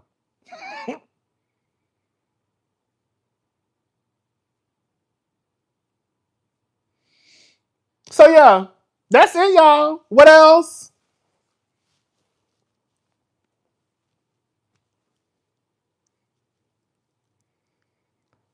Girl, be delusional. Because some of the shit he was saying, I was like, girl, shut up. Girl, be delusional. Girl, shut up. Girl, at some point I was like, girl, they're gonna drag you. Girl, at some point I was like, oh, girl, they're gonna drag you, sister. Some of the shit he was saying, I was like, they're gonna drag you. Girl, you better hope they don't listen to this whole interview. Girl, some of the parts he was saying, I was like, girl, they're gonna drag you if they hear this. You better be glad the part that got out went viral. That's the part that went and got viral. Because some of the shit he was saying, I was like, girl, if these parts go viral, baby, they're gonna drag you by your pencil skirt. They gonna drag you, sister. Sister, they getting you, sister. Sister, they getting you, sister. But anyways, Married to Medicine trailer. I thought it was good. You know, I'm a big fan of Married to Medicine. That is my show. You know, I think it is. I have said this for. Come on, pencil skirt. Okay, girl, cause she had on the pencil skirt. Girl, where's my phone? EJ had on the pencil skirt. Let me see. Let me see. Do I got the picture? Come on, baby. Girl, that's what I said. That's what I said, girl. Not to go backwards. That's what I said, girl. The gays be lying online. Y'all not walking up to the club holding EJ Johnson's hand with a bustier on and a pencil skirt, a 27-piece, and a black pump. Y'all not doing it. Like, I don't know why y'all getting down to the internet line. Y'all are not walking up to the club with EJ Johnson with a pencil skirt, a bustier, a leather belt, a 27-piece, and a pump on. Y'all not doing it. So I don't know why y'all just don't want to tell the truth. Y'all not walking up to the club with EJ Johnson, girl. And EJ Johnson knows that. And y'all know it too.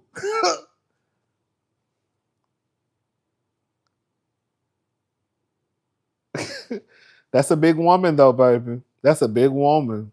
Ooh, that's a big woman. That's a big woman, baby. Ooh, that's a big woman. That's a big woman, baby. That's a big woman, girl. That's a big girl. That's a big girl, baby. That's a big girl, baby. No shade. That's a big girl, baby. I was telling my friend the other night on the phone, I said, I want to see that bitch in person. I got to see EJ. I need to see EJ walking down the street, baby. Girl, I know that's a big girl in person. Baby, it's no shade. Girl, that's no shade. Girl, I know that's a big bitch. Girl, I got to see her in person. Girl, because they say EJ about 6'7", 6'8".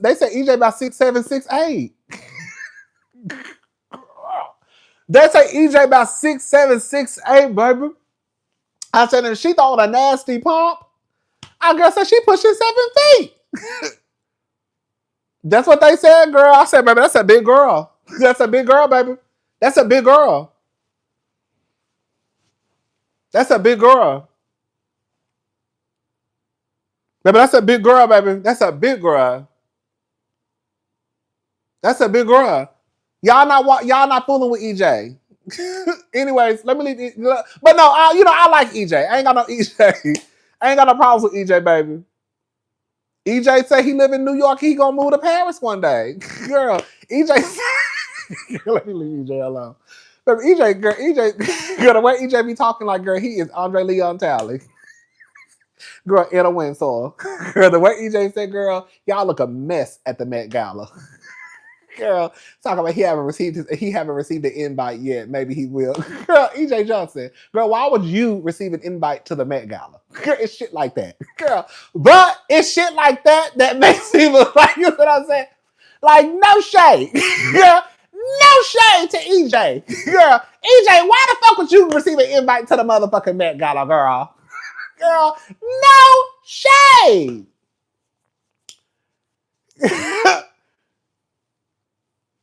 Girl, I said, girl. That's what I was like, okay, girl. I said, okay, girl. I said, okay, girl. I said, okay. Now she gonna be at the Met Gala. I said, girl. EJ, you're not gonna be at the Met Gala. And you're not gonna receive an invite to the Met Gala. Baby, you ain't received one yet. Girl, it was some shit. I was like, EJ, girl, shut up. Girl, shut up, EJ. But no, girl, she cool. Rodney, you think Tyler Perry would be attracted to EJ? He absolutely would not. Tyler Perry would be attracted to Christian Keys. Oh, girl. Oh, girl, I'm about to get real mad. Y'all know who Tyler Perry is attracted to. Tyler Perry definitely ain't attracted to EJ Johnson. Y'all know who Tyler Perry is attracted to. Tyler Perry like the pretty niggas. Tyler Perry like the butch queens too. Tyler Perry like the pretty butch queens.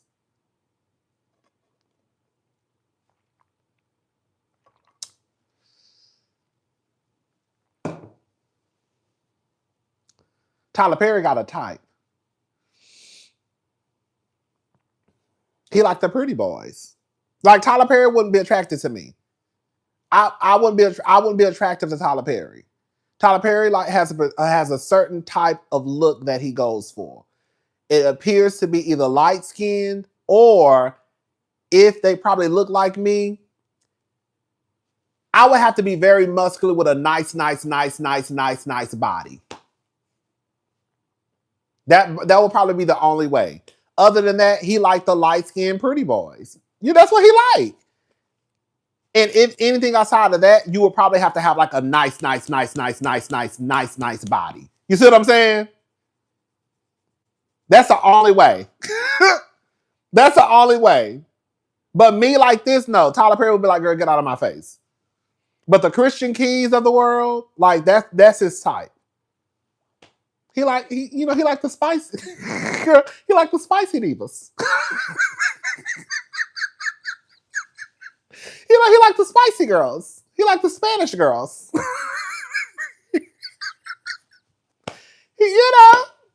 like the, he like the pretty, he like the light-skinned Spanish girls.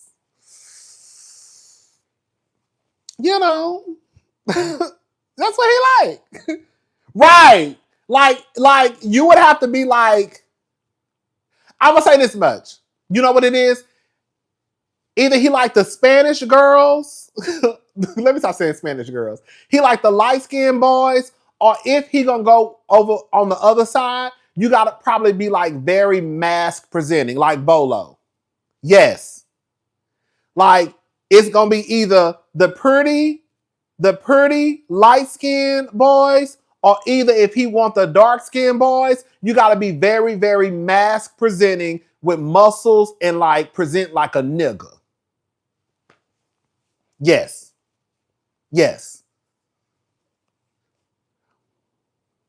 Mm-hmm. Like the niggas on All the Queen's Men. The niggas on All the Queen's Men. That's who I feel like he would be into. Like those type of men. But then he will also be into like the Christian Keys, like the nigga on what's his name? Angel. The one on that show. The one on Netflix. I think he's Hispanic too. Well, Christian Key's not Hispanic, but the guy from like Aaron Pierre, he like those type of niggas. That's what he like. Anyway, let me leave Tyler Perry alone. What was up, Marriage to Medicine? Yes, come on. Tyler Perry goes after men he wouldn't have a chance with if he was Joe Snow with no coin. Yes. Do you think Tyler Perry will ever come out to the world? No. Tyler Perry goes, and this is no shade. Tyler Perry is not a bad looking man to me. He's like an average black man to me. So he's not a bad looking man to me. But the fact of the matter is, Tyler Perry knows that if he did not have his money, access, wealth, resources, girl, those niggas that he do probably have on the payroll, girl, he would not have on the payroll. He couldn't pull them in real life. Like, it's niggas out there who fine and ain't got shit because they fine, they can still fuck whoever they want to fuck. You know them niggas. You know them niggas who fine, but they really ain't got shit going on, but they fine, so it really don't matter. And they know they can fuck everybody who they want to fuck because they fine as hell. Them niggas, right? But Tyler Perry knows that the niggas that he probably has on payroll, like in real life, if he didn't have what he had, he wouldn't be able to pull those men. You know? Tyler know that. Tyler know that. Tyler Perry, baby. Shout out to Tyler Perry, though. Shout out to Tyler Perry.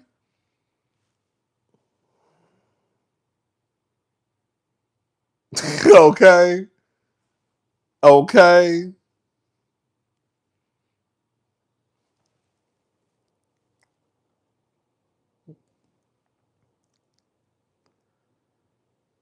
I do. Let me shut up, child. Anyways, Married to Medicine. The reunion was cute. I have to. Girl, it's starting to get. When I tell you, bitch, them hoes fix my AC. It be cold as fuck in my apartment. Girl, for the most part, I usually go to sleep with my AC on like 68.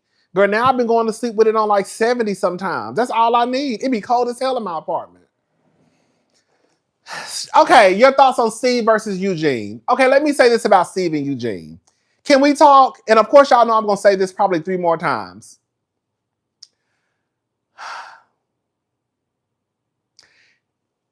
I'm going to say everything I'm going to say again. So, y'all know I will repeat some shit. Me personally, I don't necessarily mind the men when they get into the shit. Believe it or not, and one of the cousins said this, and I absolutely 100% agree. I believe the shows are better when the men are involved. I do. That's why even though I'm not like a real New Housewives of New Jersey girly, I came in, watching full seasons like season 10, I believe. But to me, I think Real Housewives of New Jersey is the bomb because the men participate. Like, in real life, I know y'all be loving these housewives, but these housewives don't be ain't nobody that fucking interesting to the point where they can just carry on by themselves for 10, 15 seasons. One thing I will always give Kandi Burruss is Miss Thing was smart about how she presented herself on this show. She got everybody on board. Because Kandi, one, she's just not this interesting personality. That's one. But even if she was, at some point, I have to start bringing in other people. Look at Kenya. Kenya is this personality that's just goes through the roof. But even Kenya at some point had to bring her daddy into the fold. Girl, her auntie Cisco, shout out to Funky Dineva, into the fold. Her cousin Shay, the chef, whatever the girl was named, she brought her best friend onto the fold. Like, you have to bring these people onto the show. Because y'all just don't be that interesting, girl. You know what I'm saying? So the point I'm trying to make is, I believe, back to the husbands. Y'all know I'm a little long-winded. I believe the shows are better when the men participate. I do. I really believe the shows are better when the men participate. Because at some point it's kind of like, okay, girl, whatever.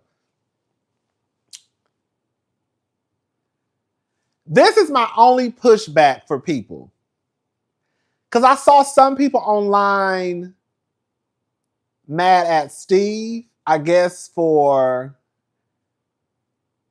going at Eugene. All I'm going to say is this. If you are one of those people who believes that Eugene is right for standing up. Oh my God, Helen, girl, I swear to God, I thought about you the other day. Hey, girl, I swear, I was like, I know, girl, I thought you had girl, I really be thinking about, like, I remember y'all names, and when I don't see y'all names, I get real nervous. I be like, girl, I must have said something. Yeah. I was like, I have not seen Helen in the comments in a long time. Girl, I thought you had left me, girl. Helen, shout out to Helen, y'all. Helen is like the first comment that I remember reading, I believe, like when I first started my YouTube page. And maybe she's still around. Yes. Hey, Helen. I was like, girl, I don't never see Helen no more in the comment section. I guess she must have got pissed off at something I said. I know I be saying some ignorant ass shit over here, girl. But what's up, Helen? So, if you are one of those people that believe that Eugene can take up for Toya, then you have to have the same argument for Steve. Y'all get what I'm saying? You can't defend Eugene taking up for Toya, but then get mad at Steve for taking up for Mimi. Because they doing the same thing.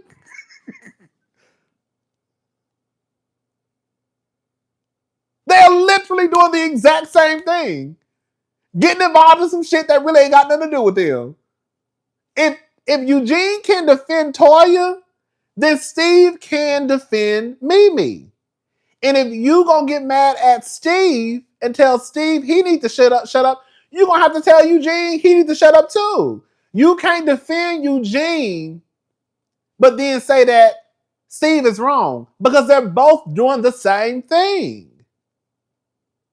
That's all I'm saying. Now, this is the difference with Damon and Eugene and even Steve. This is the difference between you with Damon, in my honest opinion. One, Damon does not watch the show. Damon don't even know what be going on down to Married to Medicine. The only time Damon knows that some shit done popped off is because the men usually get in contact with Dr. Damon.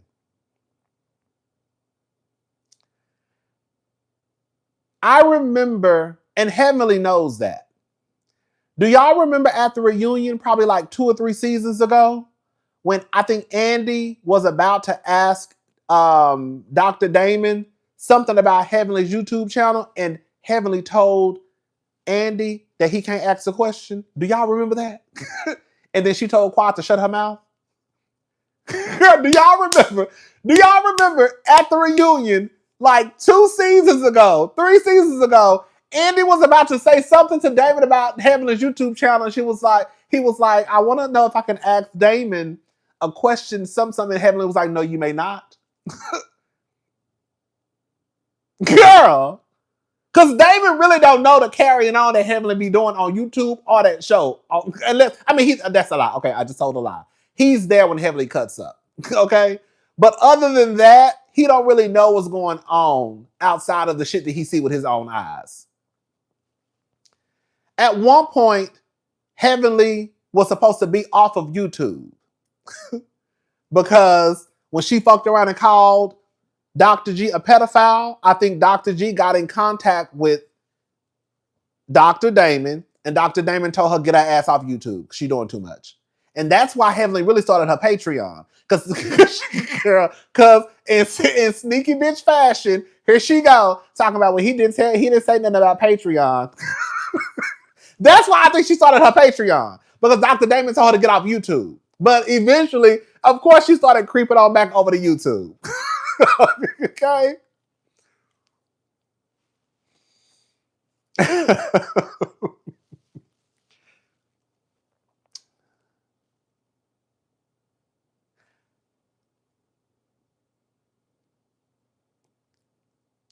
The only time I can remember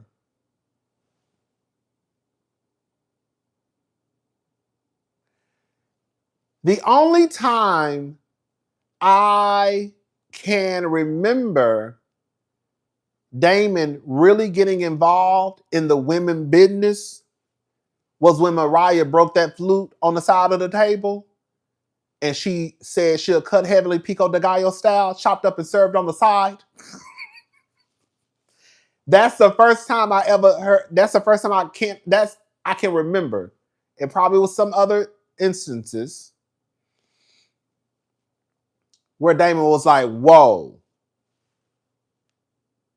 Like, whoa. I do remember Damon getting Heavenly in line one time also at Contessa's house. This was around the time Contessa and Heavenly were beefing. And remember, Contessa and Heavenly got into it, and Damon was trying to reel Heavenly in, and she wouldn't listen. And he didn't curse her out, but he was basically telling her, you need to be quiet. Not be quiet. I can't remember exactly what he said, but he basically checked Heavenly. He did. Because he was basically like, you put me in like a situation because you don't want to shut your mouth. Because I'm going to defend you because you my wife. I think the difference between Eugene and Damon is Damon don't care because he looks at it as the women getting into arguments. Now, once we cross the line of you breaking a glass on a table and threatening to cut my wife Pico de Gallo style, then I'm going to step in. But before we get to that point, if it's just arguments, Damon has literally sat there and watched these women call each other bitches, hoes, and sluts. Okay?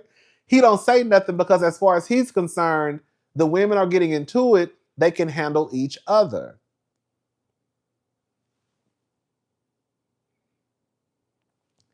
He doesn't try to reel Heavenly in.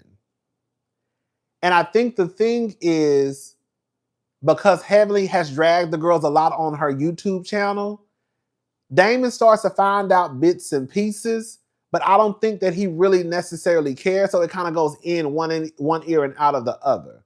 So I can get what some people say, like, Damon don't do this, Damon don't do that. But I don't think he really gives a damn about that show like that. And when Heavenly crossed the line with Dr. G, he told Heavenly to shut her YouTube channel down. Not shut it down, but get your ass off YouTube. Eugene wants to step in to defend Toya because he feels like Toya is being mistreated really by Heavenly. And I think that's why Damon is looking at Eugene like, nigga, get out of my face. Because as much as y'all might not want to accept it, Toya ain't no better than Heavenly.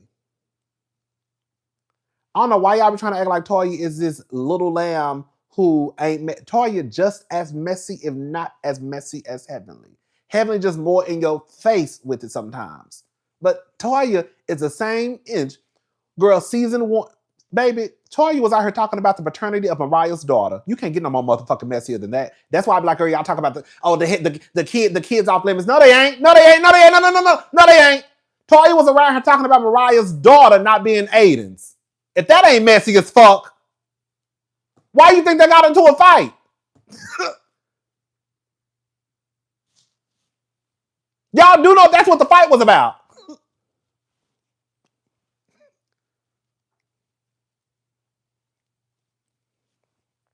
Toya was the one out here talking about Mariah's daughter not being Aiden's biological daughter.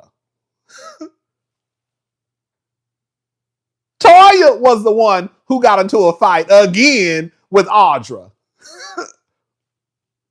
Toya don't need no help. Toya is the one who started shit. If we're going to be honest, I'm going to say something, I'm not going to take it back. Toya started some of this shit, and then y'all look at Heavenly's response. Even though Toya took the first swing. I saw somebody say this the other day. Like, even when Heavenly mentioned the dicks in the truth is Eugene mentioned it on TV first. Thank you, Lady Row 8. Heavenly, correct me if I'm wrong, I don't even recall Heavenly even mentioning Eugene's dick. She just said her husband got a big ass dick. And they took that as she was talking about Eugene. I ain't say Eugene had a small ass dick, girl. I just told you, girl, my husband dick is big. And you took that as all I was saying your husband dick was small. At least my husband dick is big. I ain't said your husband dick was girl. I know your husband dick. No, I'm not saying that Heavenly is innocent, because Heavenly is messy as fuck. She is. She is. No, girl, I think I might be a little biased. I don't know. I'm sure we all biased in some way. No, I'm not. I'm a little biased. We all biased. But the fact of the matter is, Eugene don't get involved in the shit. I mean, Damon don't get involved in the shit. He just don't. So I do think it makes Eugene look weird that now all of a sudden Eugene can do what he wants to do. Eugene can defend his wife if he wants to. But while you're defending your wife, I can also tell you to get the fuck out of my face because I don't care. Eugene can defend Toya. And Damon can tell Eugene to get the fuck out of his face. Because I don't need to be involved in Toya and Heavenly fussing. Because just as bad as my wife's mouth is, your wife's mouth is just as bad. They can handle each other. I don't need to get in the middle of Toya and Heavenly fighting. You know your wife. Stop trying to act like Toya is just this innocent person. Toya been messy since the beginning of the beginning of the show. They all messy.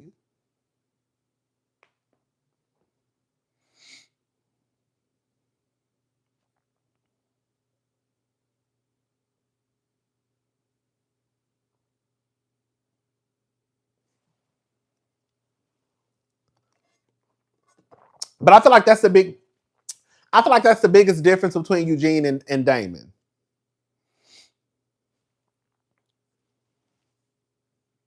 But I also think it's a tad bit. I'm gonna say something, and I'm gonna say something.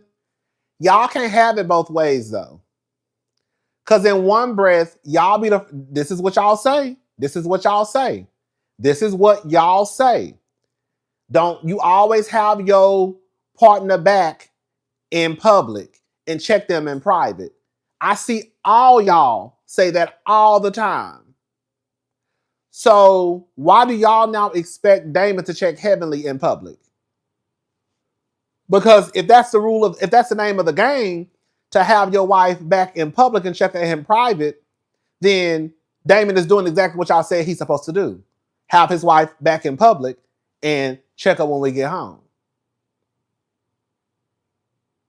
But y'all want Damon to check Heavenly, but y'all ain't checking y'all spouses because y'all said y'all don't.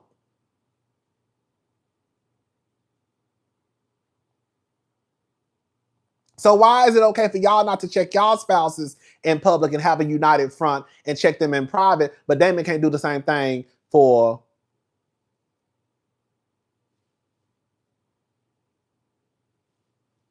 Heavenly? Even though we have seen Damon check Heavenly on the show before. Even Eugene, if we're going to be honest, Eugene just did it this last episode with Toya.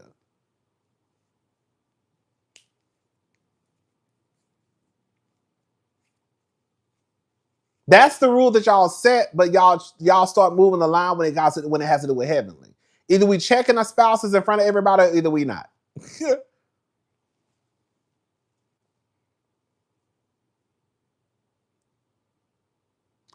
I think that's what it is. I think that people want Damon to check Heavenly so they can be satisfied, so they can get some type of satisfaction from it.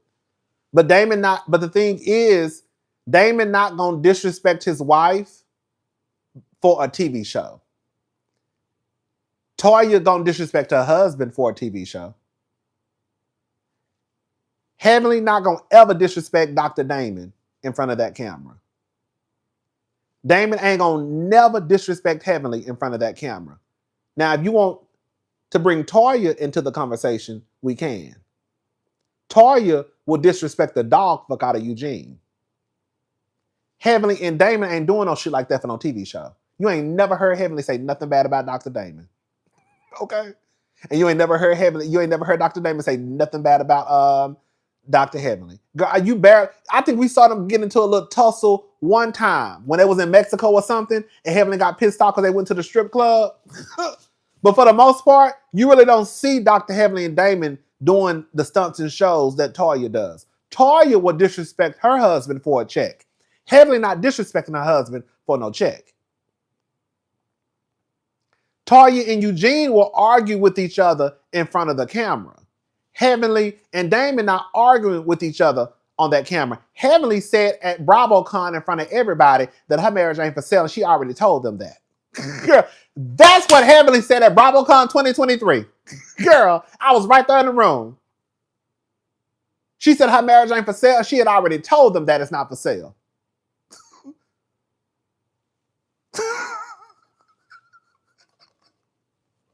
That's what Heavenly said. That's what Big Heavenly said. That's what Big Heavenly said down to the BravoCon 2023.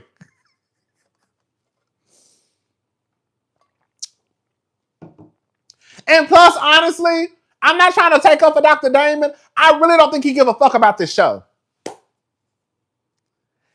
Damon don't give a fuck about this show. When I'm not trying to be funny. When Damon comes on the screen, he comes on the screen because he has to.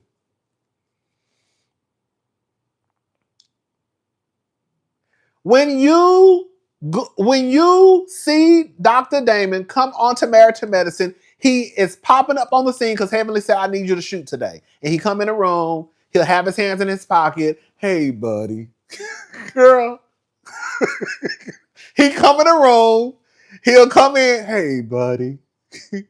Yeah. I'm proud of you. Yeah. All right, buddy. And girl, he gone back into the room. When it's time to go on a cash trip, he'll go on a cash trip. He'll go shoot the scenes with the men, and then he'll go back home. When you see him and Heavenly again at the house, Heavenly be like, "Oh, Daddy." He be like, "Yeah, buddy. Right, buddy. Right, I'll get it, buddy. All right, buddy. All right." Then he go back in the room. Damon not like Eugene and Cecil. It's no shade. I'm not trying to be funny, but Damon don't give a fuck about no Married to Medicine show. Girl, he really don't. Damon just come, shoot his scenes, and go about his business. And I think that's why Heavenly be mad, because Heavenly knows she be cutting up outside of what Damon know, and she don't want y'all to be fucking. Girl, I'm not trying to defend Dr. Damon. I'm just saying he don't give a fuck about this show. So I think that's exactly why when Eugene walked up to him talking about Heavenly and Toya, he like, I don't give a fuck. Like, that's a woman, they'll figure it out. Why are you coming up to me talking about something they doing? Now, if you want to come up to me and tell me Heavenly said something to you, then you can come up, then we can have a conversation. But if it's woman to woman, and Damon has been saying that for years, if it's woman to woman, I don't care. Don't come up to me telling me nothing. Now, if Heavenly said something to you, then come and tell me. But you want me to get involved because you mad at Heavenly because Heavenly said that girl, she ain't gonna help Toya with the goddamn Med Gala. You think Dr. Damon give a fuck about a Med Gala? I'm just saying, y'all, that's how I'm looking at it. If Dr. Eugene wanted to go, like Dr. G went to Damon and said, "Hey, your wife is down to the internet calling me a pedophile," then Damon said, "Heavenly, get your ass off YouTube." even though she did it on the internet, but he told her to get her ass off YouTube altogether. I mean, even though she did it down to, I think it was a comment section, or either it was Twitter, I can't remember. But he told her to get off YouTube. I'm just saying. Anyways, what else?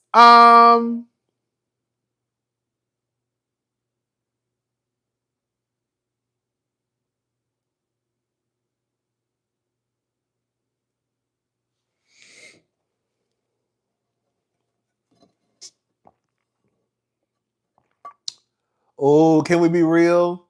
I think the real issue at the core is Toya is heading the Met Gala and the costs are running up and he's mad that other ladies won't help financially. I can see that, but if we're gonna be, can we also be real too feisty? Girl, I also believe this. I think it's fucked up that the lady's not helping, but I also understand why too. Because Toya wants to walk around here and give a bitch a couple of boxes of barefoot wine. Now all of a sudden, girl, you the head girl in charge, and now you want everybody to fall in line. See, that's what happens. That's why you got to do people right. Because when we was in charge, you ain't want to get no motherfucking money. And you threw us a couple of bottles of barefoot wine, girl. You know the $5 bottles of wine you can get down to the goddamn grocery store barefoot? Y'all know what I'm talking about. Girl, Sutter's Home. You wanted to give us a couple of bottles of Sutter's Home, a couple of bottles of barefoot, and girl, think you did your part. And everybody else in here cutting the motherfucking check for $2,500. I'm not mad at them for not wanting to give them the motherfucking money, because I wouldn't have gave shit either. Girl, fuck the organization. Girl, fuck the family. The family fucked my husband. I would have been just like Terry. I don't give a fuck about no Med Gala, bitch. Because when I was over the shit, girl, you ain't want to give nothing. And now you over the shit. Now you want everybody to cut the motherfucking check. Girl, fuck the goddamn Med Gala. Okay? I would have been just like Steve and Mimi. I ain't giving a goddamn thing. I will show up. I'll come. I'ma come. But I ain't open up my motherfucking pocketbook. That's why I'm not really mad at them for playing with Toya like that. Because Toya played with them. You done played with us. You done played in our faces 2 years in a row. Now all of a sudden, girl, you in charge of the motherfucking shit. Now you want everybody to open up their Chanel bags. My Chanel bag is closed.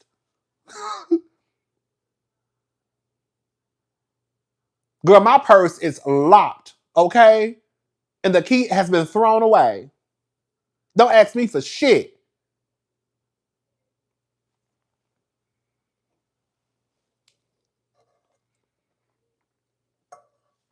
That's why I really wasn't mad at Steve. I really wasn't mad at Steve. Y'all excluded my wife, but now y'all want to ask me for some money? Girl, please. I wasn't mad at Steve at all. And the shit is ghetto anyways. If we're gonna be honest, this shit is ghetto. Y'all should not be this unorganized 3 years in a row. At this point,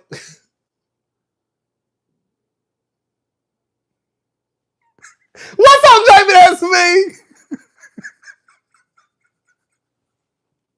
Okay. And if I was Toya, I would have said the same thing. Fuck the Met Gala. It's gonna look more bad on y'all than me. Get this weak ass paperwork. Okay. We wouldn't have had one, baby. Okay. We wouldn't have had no Met Gala if I was in charge, baby. Because I would have said fuck everybody. Girl, I'm keeping my goddamn money. Girl, I'm about to go to the mall. Girl, I saw some shoes. I saw some shoes down the Saks anyways that I wanted to get. Okay. I know that's right.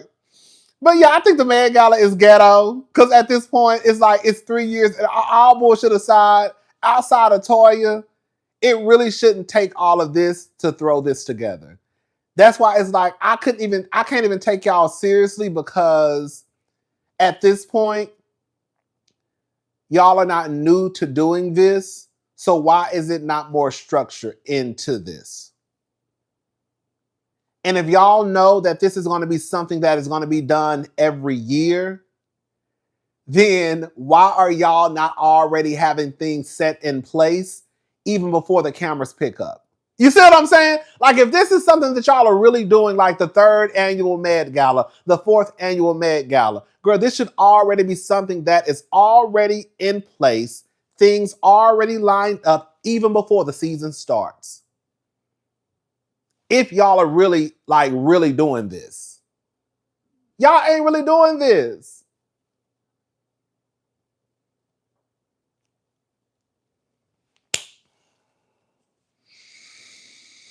That's why I was like, girl, next season, it shouldn't be any excuses. Like, if they come back next season and it's like, oh, they trying to run around, I'm gonna look at Jackie, all of them, like, girl, just stop. Cause y'all, girl, at this point, girl, just let it go. Just let it go. Just cause it shouldn't even be this deep. It really shouldn't. Y'all still ain't got it together. Girl, 4 years in, y'all still ain't got it together. Anyways, but yeah, I will give Toya this much though. Believe it or not, girl, I gotta give Toya her flowers though. Toya was the girl of the season. Mama kept the shit going. Girl, I gotta give Toya her flowers, baby. Toya came out the gate swinging when the season started. Messy and all. But Mama came out the gate episode 1 getting the party started. We talking about girl, we talking about Heavenly Son getting arrested. I'm talking about what I said about Curtis down to Watch What Happens Live. I said, Toya work for her check this season. That's why Toya got first chair. It made sense. The girl, I will say this much. I want to give the new girls their flowers. I believe that, well, Dr. Mimi is not new, but she knew. But Dr. Mimi, Angel, Brandy, I think are probably 3 of the best newbies that I have seen on a show in a very long time. I think Brandy clocked in. Girl, she wasn't scared of nobody. Angel clocked in. Dr. Mimi clocked in. Like, I was like, oh, the girls are really working. Girl, I wasn't even mad at it. I was like, even though Dr. Mimi, I ain't gonna lie, Dr. Mimi do get on my nerves sometimes. No shame. Dr. Mimi do get on my nerves sometimes, but I still like Dr. Mimi on the show. See, I can look at it 2 different ways. You might get on my nerves a little bit, but I still like them. I still like them on the show. And girl, I won't. Quiet as this girl. Can I say something? I'm gonna stop looking at y'all husbands. Girl, I need Brandon to come back so girl, we can look at girl Shimon. Girl, I need Brandon to come back so we can. Can I say it? Can I say it? I'm gonna say it and I'm gonna stop looking at y'all husbands. Girl, I need Brandon to come back so her husband can come back.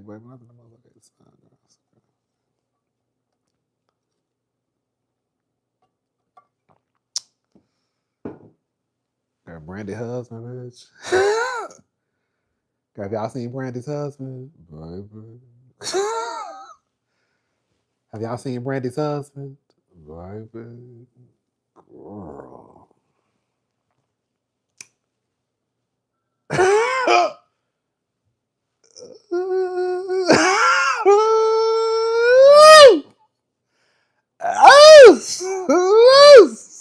I said Shama. Shama, Shama, Shama, baby. I said Shama, baby. I said, girl, let me fix my titties, baby.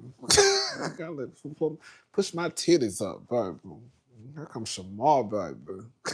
Yes. Okay. I said, girl, let me stop looking at y'all husbands, baby. Okay. Some of y'all husbands be fine, baby. Some of y'all husbands be fine. I said, girl, who is this nigga? I said, what a hood nigga's at? Okay? Who is this nigga? Okay? I said, girl. I said, ooh, girl, Brenda got her one, baby. Yes, she do. I'm gonna say, girl, let me shut up. Anyways, girl, let me know. Okay, anyways, but yeah, so okay, baby. Let me shut up anyway. But yeah, I want Brandy to come back. I feel like Brandy coming back. Because Brandy said on Watch What Happens Live, she said something along the lines of, like, she was talking about Dr. Heavenly. She was like, yeah, you know, something about when we start filming for next season. Or something like that. So I think Brandy is coming back. I think they should come back. I think all of the new girls should come back. I really do. I think Angel should come back. I think Angel is a good addition. They messed up with Angel. I think they brought Angel on too early. Angel was giving background. To me, Angel was giving extra, read all about it. Girl, I was like, why is this girl on the show? Girl, because at first I was like, why is Angel on the show? She's a flop. Get her off the show. But I think they should have brought Angel in probably like episode 3 or 4. Because at one point I was like, Angel, why is she here? But I think Angel should come back because Angel gonna have a foot on Toya's neck. I think Brandy should come back.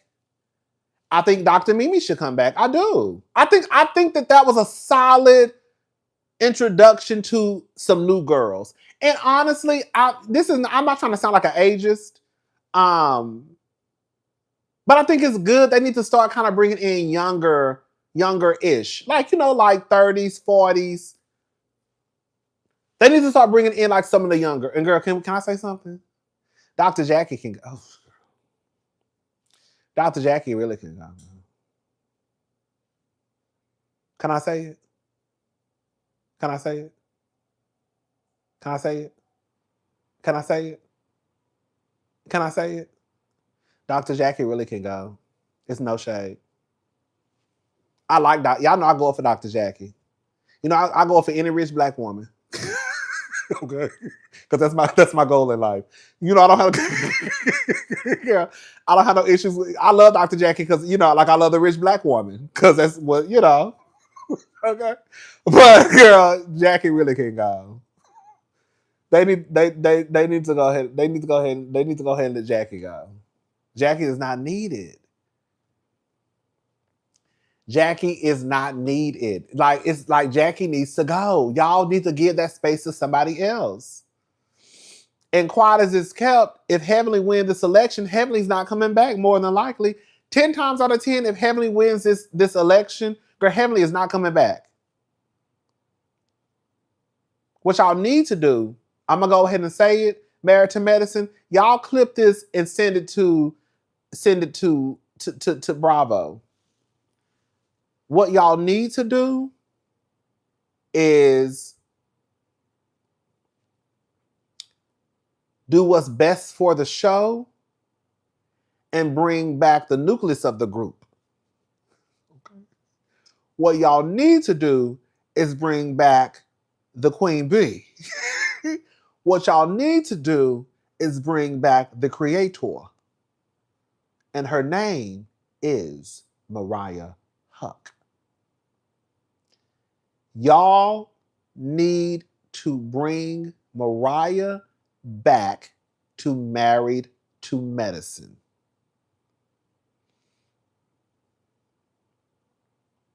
Y'all need to pick up the phone, call that lady, tell her to come to the Bravo Human Resources office, have a conversation with her, offer her Heavenly's paycheck and Jackie's, and bring her back to the show. And quiet as it's kept, I would really rather y'all bring Mariah back before Heavenly left and Jackie got the boot. Because we all know that Mariah really wants a piece of Jackie.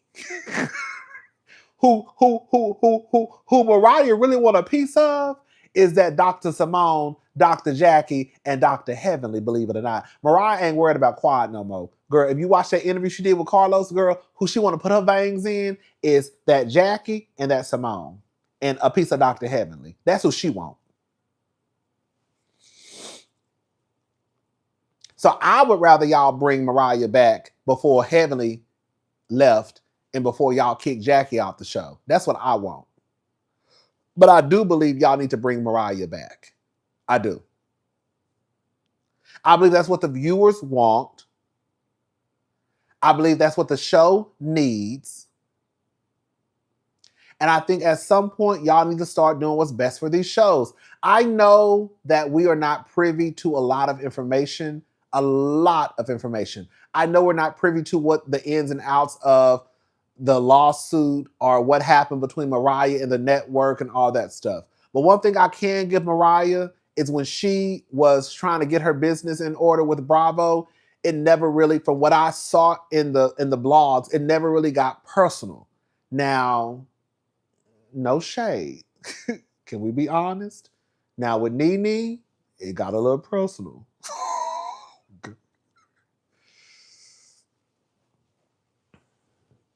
Mariah say she don't want to go back. She'll go back. I'm about to say something. The girls want to go back. To me, this is just me. Candace wants to go back to Potomac. Candace just don't like Giselle. But Candace would definitely go back to Potomac. She just don't like the way that they played in her motherfucking face.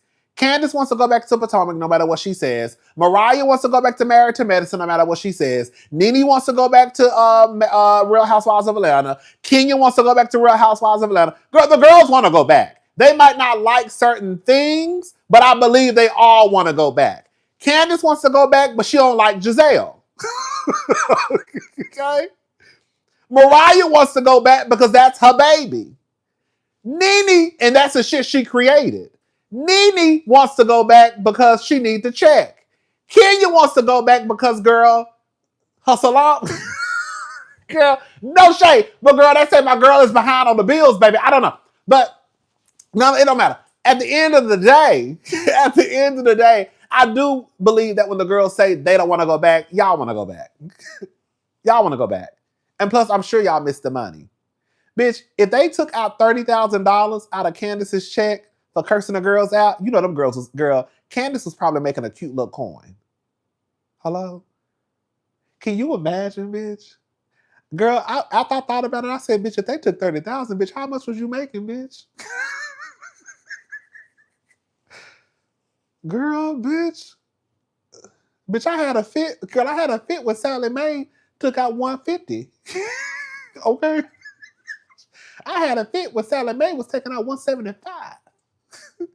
Bitch, I thought the world had came to an end when them student loans got a hold of my ass and wouldn't let me go for about 6 months. I said, bitch, if they took out $50,000 from Lisa, they took out $30,000 from Candace, and I'm sure they wasn't the only ones who got fined. I'm sure the other girls got fined too. But I said, girl, damn, Candace, how much was you making, girl? Girl, them checks was nuts. I said, bitch, that's why I be telling y'all, them housewives don't want to let them checks go because them bitches making a cute little coin. You know what I'm saying? Like, that's why I said, girl, I would never, I know the girls, we talk a lot of shit, but one thing I have been consistent about is even though I know that can be a fucked up environment, I completely understand why those girls don't want to let that check go. Them girls are making a nasty coin. A nasty coin.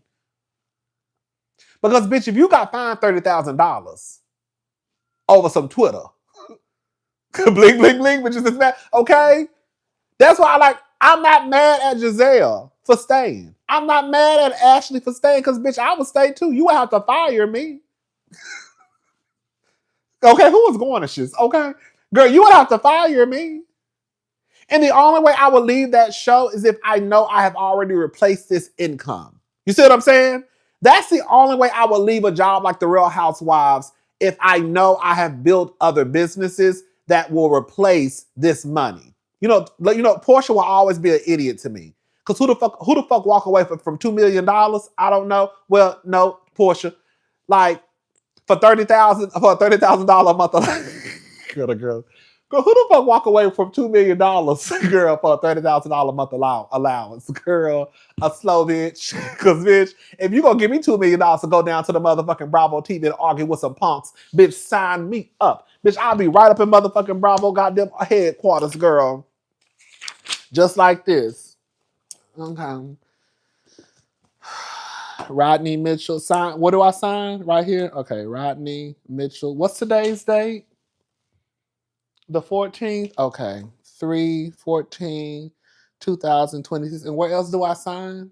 Okay, how much I'm making this season? 1.7 million? Okay. And where else do I sign? Okay. And where else do I sign? Okay. Right here? Okay. Right here too? Girl, sign girl. Oh, baby, hold up. Anyways, but yeah, I'm never mad at the girls for getting their coins. You know what I'm saying? I'm not mad at it because, like I said, bitch, you would have to push me out the door. And the only reason why I would leave, it would have to be like some Lisa Vanderpump, Candy Burris, some shit like that, where I know I have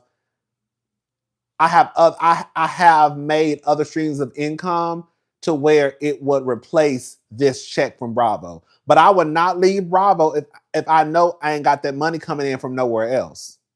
I would not leave. I'm staying here until I can create other businesses that will replace this income. Then I might jump ship. But until I can create that, bitch, I'm staying on this motherfucker until y'all kick me off. Bitch, I'll be just like Candy Girl 15 seasons in on the Real Housewives of Atlanta. Because she needs to go. Girl, I'm not going nowhere. I don't give a fuck what they say. Girl, Bravo gonna have to fire me. I don't give a fuck what the viewers say.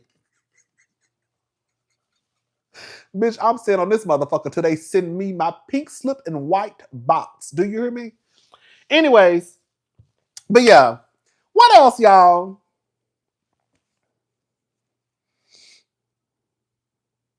Yeah, and Candy really could come back when she wants to.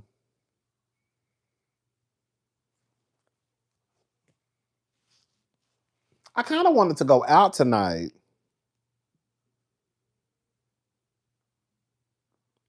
Thank you, Mimi. Thank you, Janae. I just saw your cash apps. Thank you so much.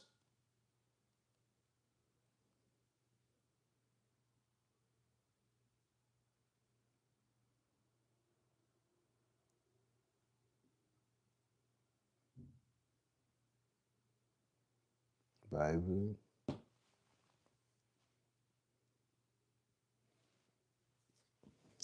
I did not. I was gonna go to the rodeo. You know, I have the last time I went to the rodeo was with my best friend. He went through his job and he invited me, and I went. And that was girl like early. Oh, that was like early, not early 2000s. That was probably like 2000. What? I don't know, girl. Probably like 2009, 8, somewhere around there. It's been a minute since I've been to the rodeo. But I thought about going to get some of Mama Tina gumbo. Now, so I'm not about to make the motherfuckers even more richer. Girl, no shade. Even though I'm about to get on, y'all know I'm about to get on here and drag Jules. Hey, in case y'all don't know, I'm making a video in a little bit. We about to drag, well, tomorrow probably. I'm about to drag Beyonce's nephew and Solange's daughter. But most importantly, I'm going to drag the gay community. Because y'all always hiring these fake ass allies to come down to the motherfucking club and snatch up coin. Y'all getting on my motherfucking nerves. I've been told y'all about that shit and y'all still doing it anyways.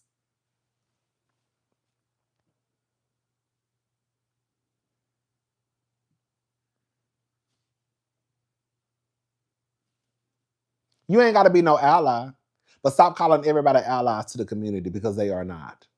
And just because, girl, Jules went down to the punk club, girl collected a check and then spit in their motherfucking face basically afterwards.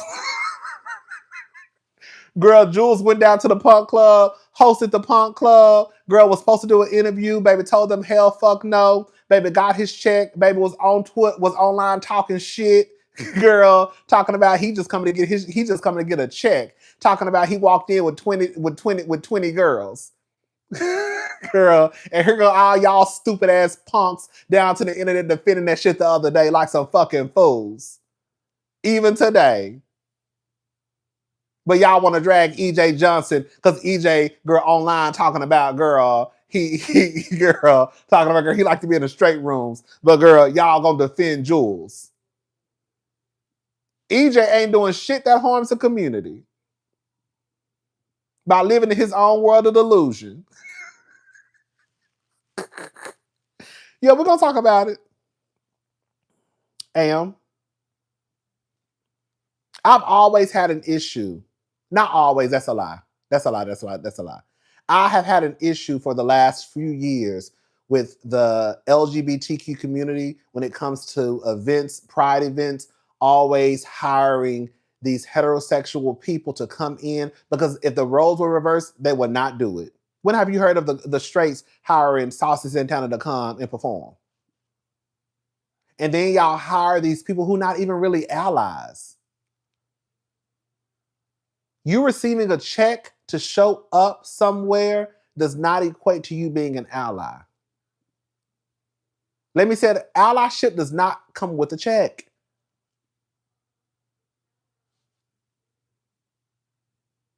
And just because y'all did it with NLE Chopper, he down to the goddamn pride events with an oversized sweater on. Now, if he was anywhere else, that sweater would be off. Okay? Y'all did it with him. Y'all gave him a check to come and perform a few songs and started calling him an ally. We ain't heard shit from that nigga ever since. Y'all just did it with Jules. Jules come down and basically spit in y'all face. But all because Beyonce is an ally, y'all girl, I'm going off. We're going to wait.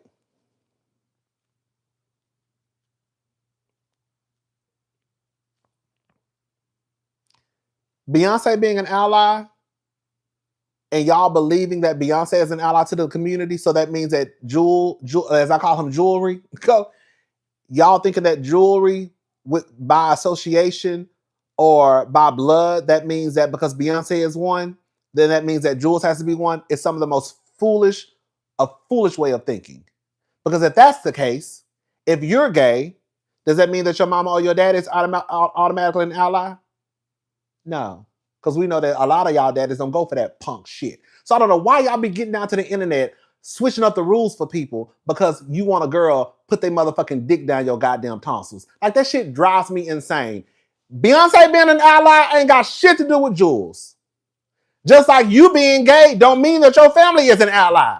So why the fuck would y'all think that just because Beyonce is an ally, that means that Jules is one too?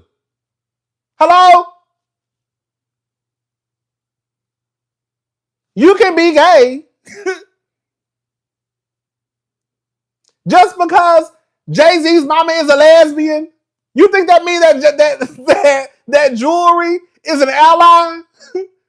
You think because, girl, Tina might be an ally, that might mean Jules is an ally? No. Jules might not go for that gay shit. And clearly he don't, because he told you, I just come to get my check.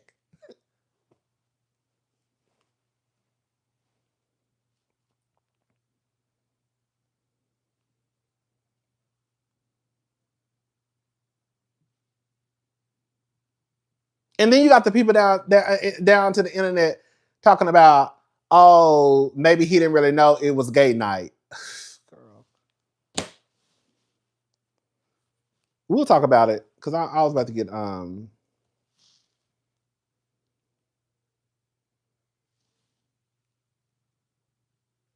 we'll talk about it. Anyways, what else is going on, y'all? That's it. I wanted to go out tonight.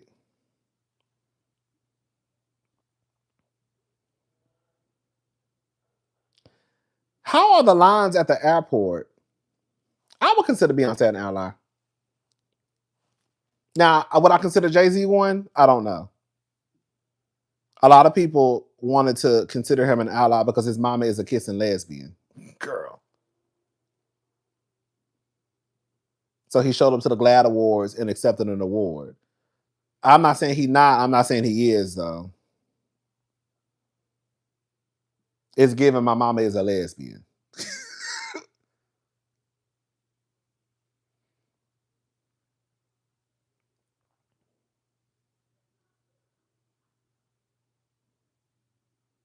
That's another thing, too.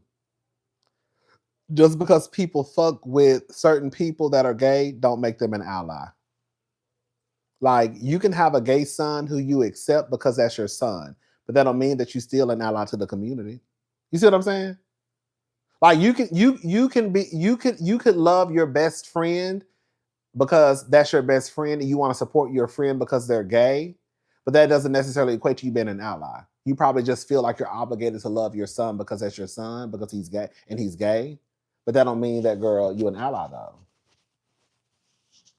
Like, Jay-Z can accept his mother because that's his mama. And he probably feels like that's my mama. But that don't mean that he's an ally. That don't mean he accepts you. He accepts his mama, but that don't mean he accepts you, baby. And that's what the girls be getting confused sometimes. Jay-Z fucking with his mama ain't the same as fucking with the other girls. Be very clear about it. I'm not saying he could. Okay?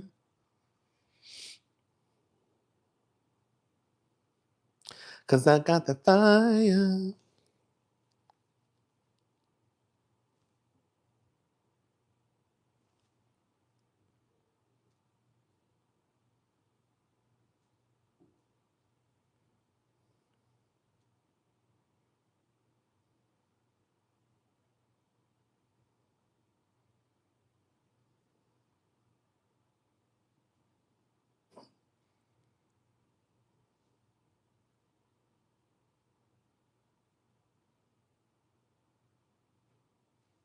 I had never heard, girl. I had what's that girl name? The one that's in jail, the DL Whisperer. I had never heard of that person until probably a week or two ago, 2 weeks ago maybe. But clearly,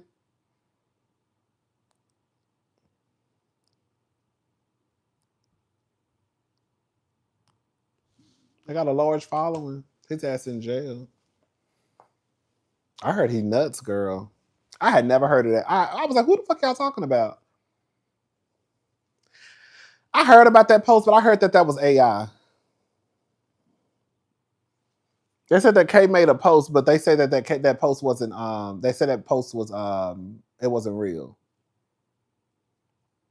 I don't know the whole story. I haven't really been paying attention. Like I said, girl, I really didn't know nothing about it. Some guy named DL Whisper. I think he hates. I think he hates the trans girls. I don't know, girl.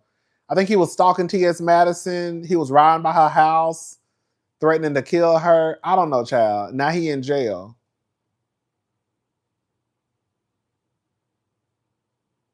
I follow Dominique Morgan on Instagram. I watch her videos, like her post on Instagram from time to time. Yeah.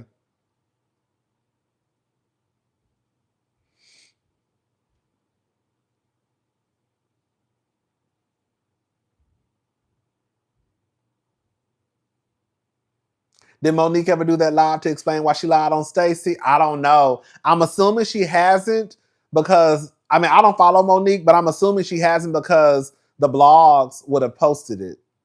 That's what I'm assuming. But the blogs haven't posted anything, so I'm assuming that she hasn't. Girl, she can't explain it. Monique needs to let it go, girl. Monique, you did it because you wanted to kiss up to Giselle. End of story. You did it because, girl, you came back into the show and Giselle, Ashley, and the other girls told you that we're going after Stacey, and you hopped on board. That's really the reason, but she can't say it. But that's the reason. That's the reason.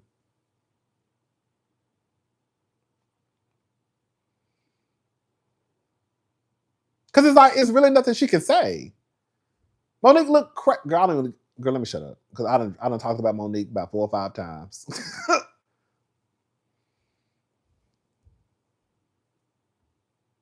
Oh, girl, I already got that set. I'm gonna talk about that in Hot Topics. I just saw that before I got online. Swiss Beats over there, girl. Some shit going on with Swiss Beats and his baby mom and Alicia Keys and his daughter. I said, oh my God. You think EJ will say who the straight men are? No. That's another thing too.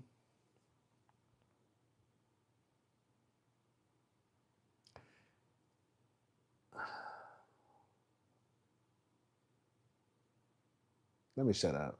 I'm gonna shut up.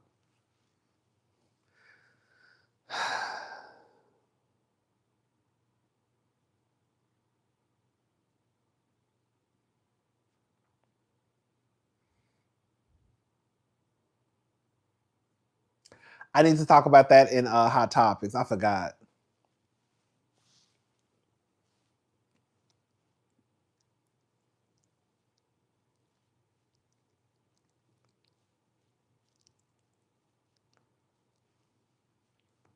Monique gonna write a letter.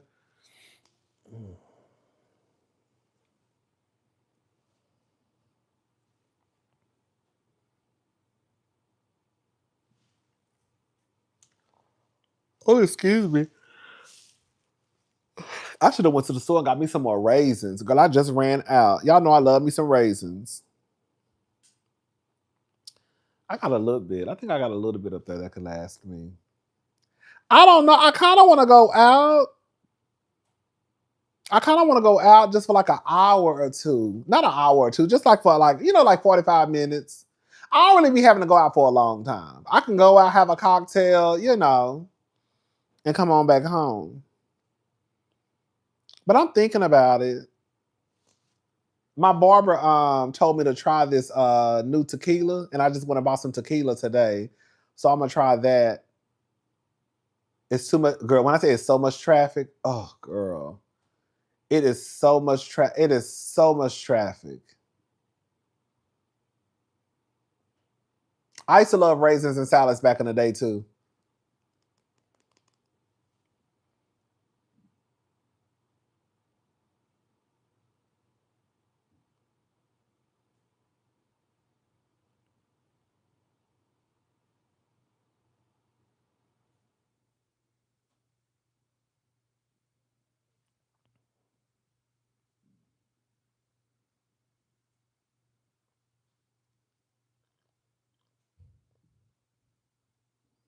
I should have went to Austin. I started to go to Austin.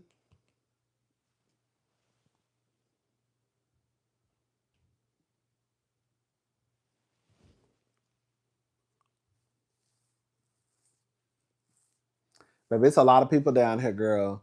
I feel like this is the first year I've ever seen this many people down here.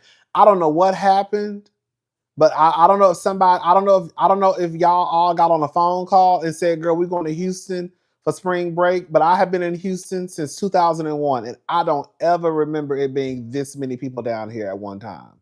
That's why I was so confused, like, what's going on? I've never thought of as Houston as a like tourist spot. That's why I was like, wait, what? Why is everybody? what's going on? But why is everybody here? But why is there people everywhere? What's going on? girl, I ain't never seen this many people in Houston during spring break. That's why I was like, baby, I really was like, why are y'all here? Girl. Ooh. Girl, there's literally people everywhere.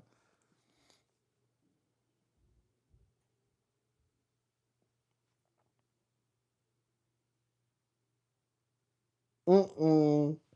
I wanted a bowl, but I ain't making Beyonce and them no more richer, girl. I'm sick of them, girl. Now y'all got Mama Tina down to the rodeo selling plates and shit.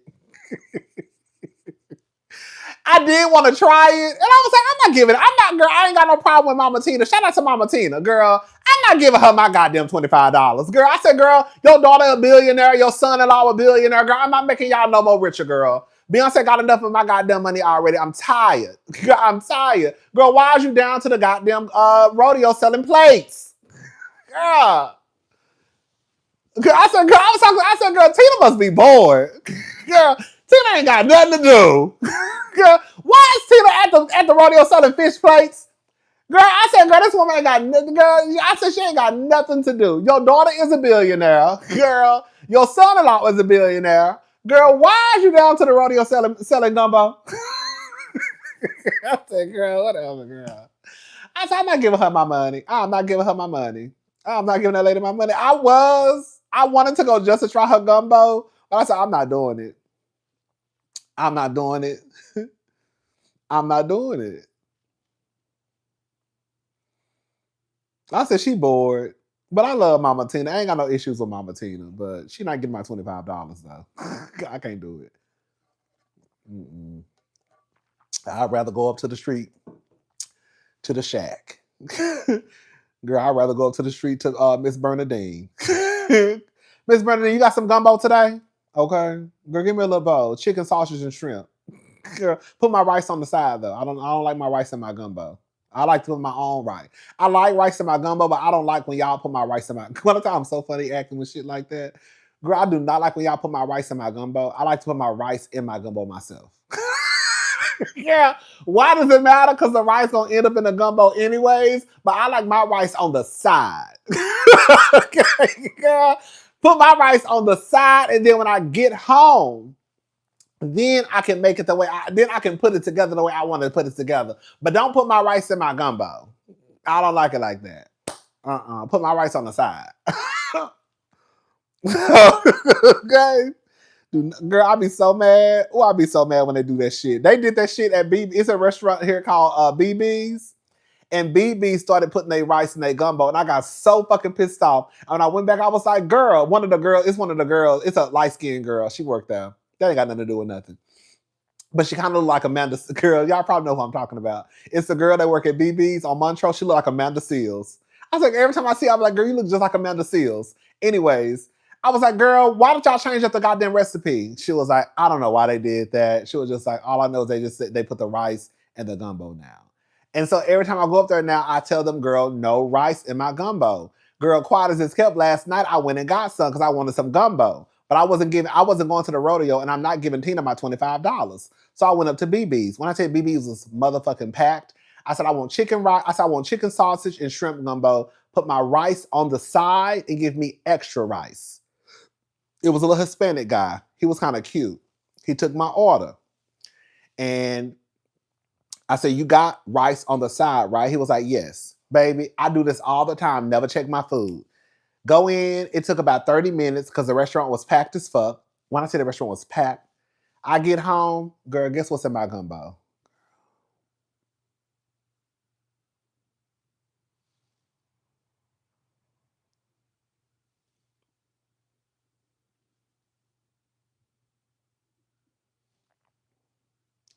Rice in my gumbo.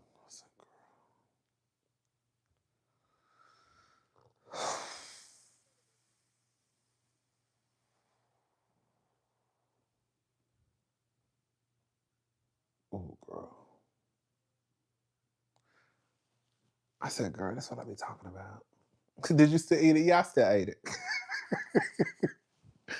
It was good, but that's not the point. The point is, I told y'all hoes, I don't want no rice in my gumbo. Because sometimes, believe it or not, I don't eat all my gumbo. And so if I don't eat all my gumbo, I like to have my rice on the side. You see what I'm saying? Like I don't want my rice in my gumbo because if I don't eat the whole bowl, if I want to eat it later, I still want to have it on the side, if that makes sense. You know what I'm saying? That's why I don't like my rice in my gumbo. I like for everything to be separate, and I like to do it myself. So if I don't eat it all, then I still can have my rice on the side and my gumbo on the side, and I can eat the rest later. But I feel like if you put it all in the bowl at the same time, I feel like I don't want to be heating up no gumbo, no. I don't know. I'm funny acting like that. I'm funny acting like that when it comes to some food. I am. Just put my shit on the side. I ain't gotta explain. Put my shit on the side, like I said. Shit. You know what I'm saying? Ugh. But anyways, Gumbo is ruined once the rice sucks up all the juice. Thank you, Houston Foodie 713. Right.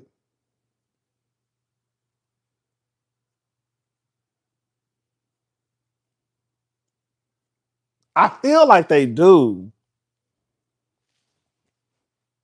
I think that's the dumbest thing. They put the rice automatically. So in my head, I'm gonna ask them, do y'all when y'all make the gumbo now, do y'all just add the rice into it? I think that's so fucking stupid.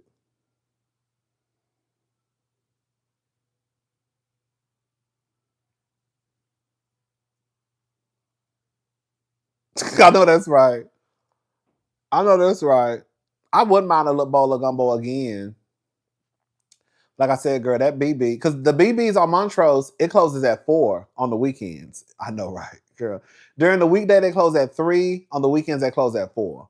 So that's the reason why I really always go to that one. One is closer to me, and then 2, girl, is open until 4. And I think the other ones, they close. I think the BB's on Montrose is the only one that stays open that late. Girl, 4 o'clock. So you can go in there and get, food.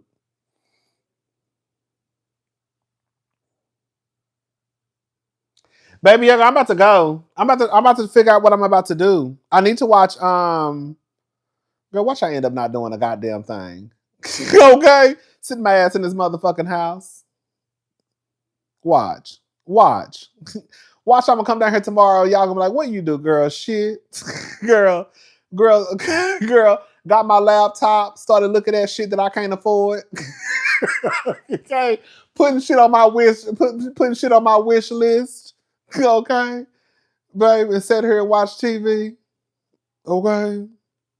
Brittany not in town. She on family vacation. Yeah, Brittany went out of town with her husband and her kids. For spring break. I think they come back tomorrow. So she not here. So, the girls gotta do the family stuff. I'm the only single girl.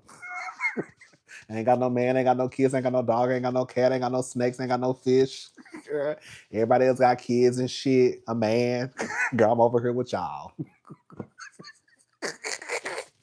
Everybody else out of town with their families doing a family thing, and I'm just here.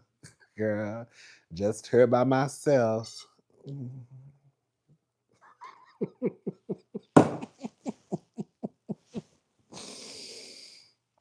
Oh, girl. So yeah, everybody with their families, girl. And I'm just here by myself with y'all. Okay. Oh, girl. Okay, bitch. Okay. Anyways, y'all, I need to get up off of here. I need to figure out what I'm about to do. I will be back tomorrow so I can talk about Jules, and I need the LGBTQIA plus community to stand up and stop thinking that everybody is an ally. Girl, I felt the same way about Young Miami. I felt the same way. I feel that. I just feel that. But yeah, we'll be back down here tomorrow to talk about jewelry, as I call him, Solange's son and Beyonce's nephew. And really, we're going to really tug on the LGBTQIA plus community in their wigs. Because it's y'all fault. Anyways, I'm gone. I'll talk to y'all later. Have a good night. Bye, y'all.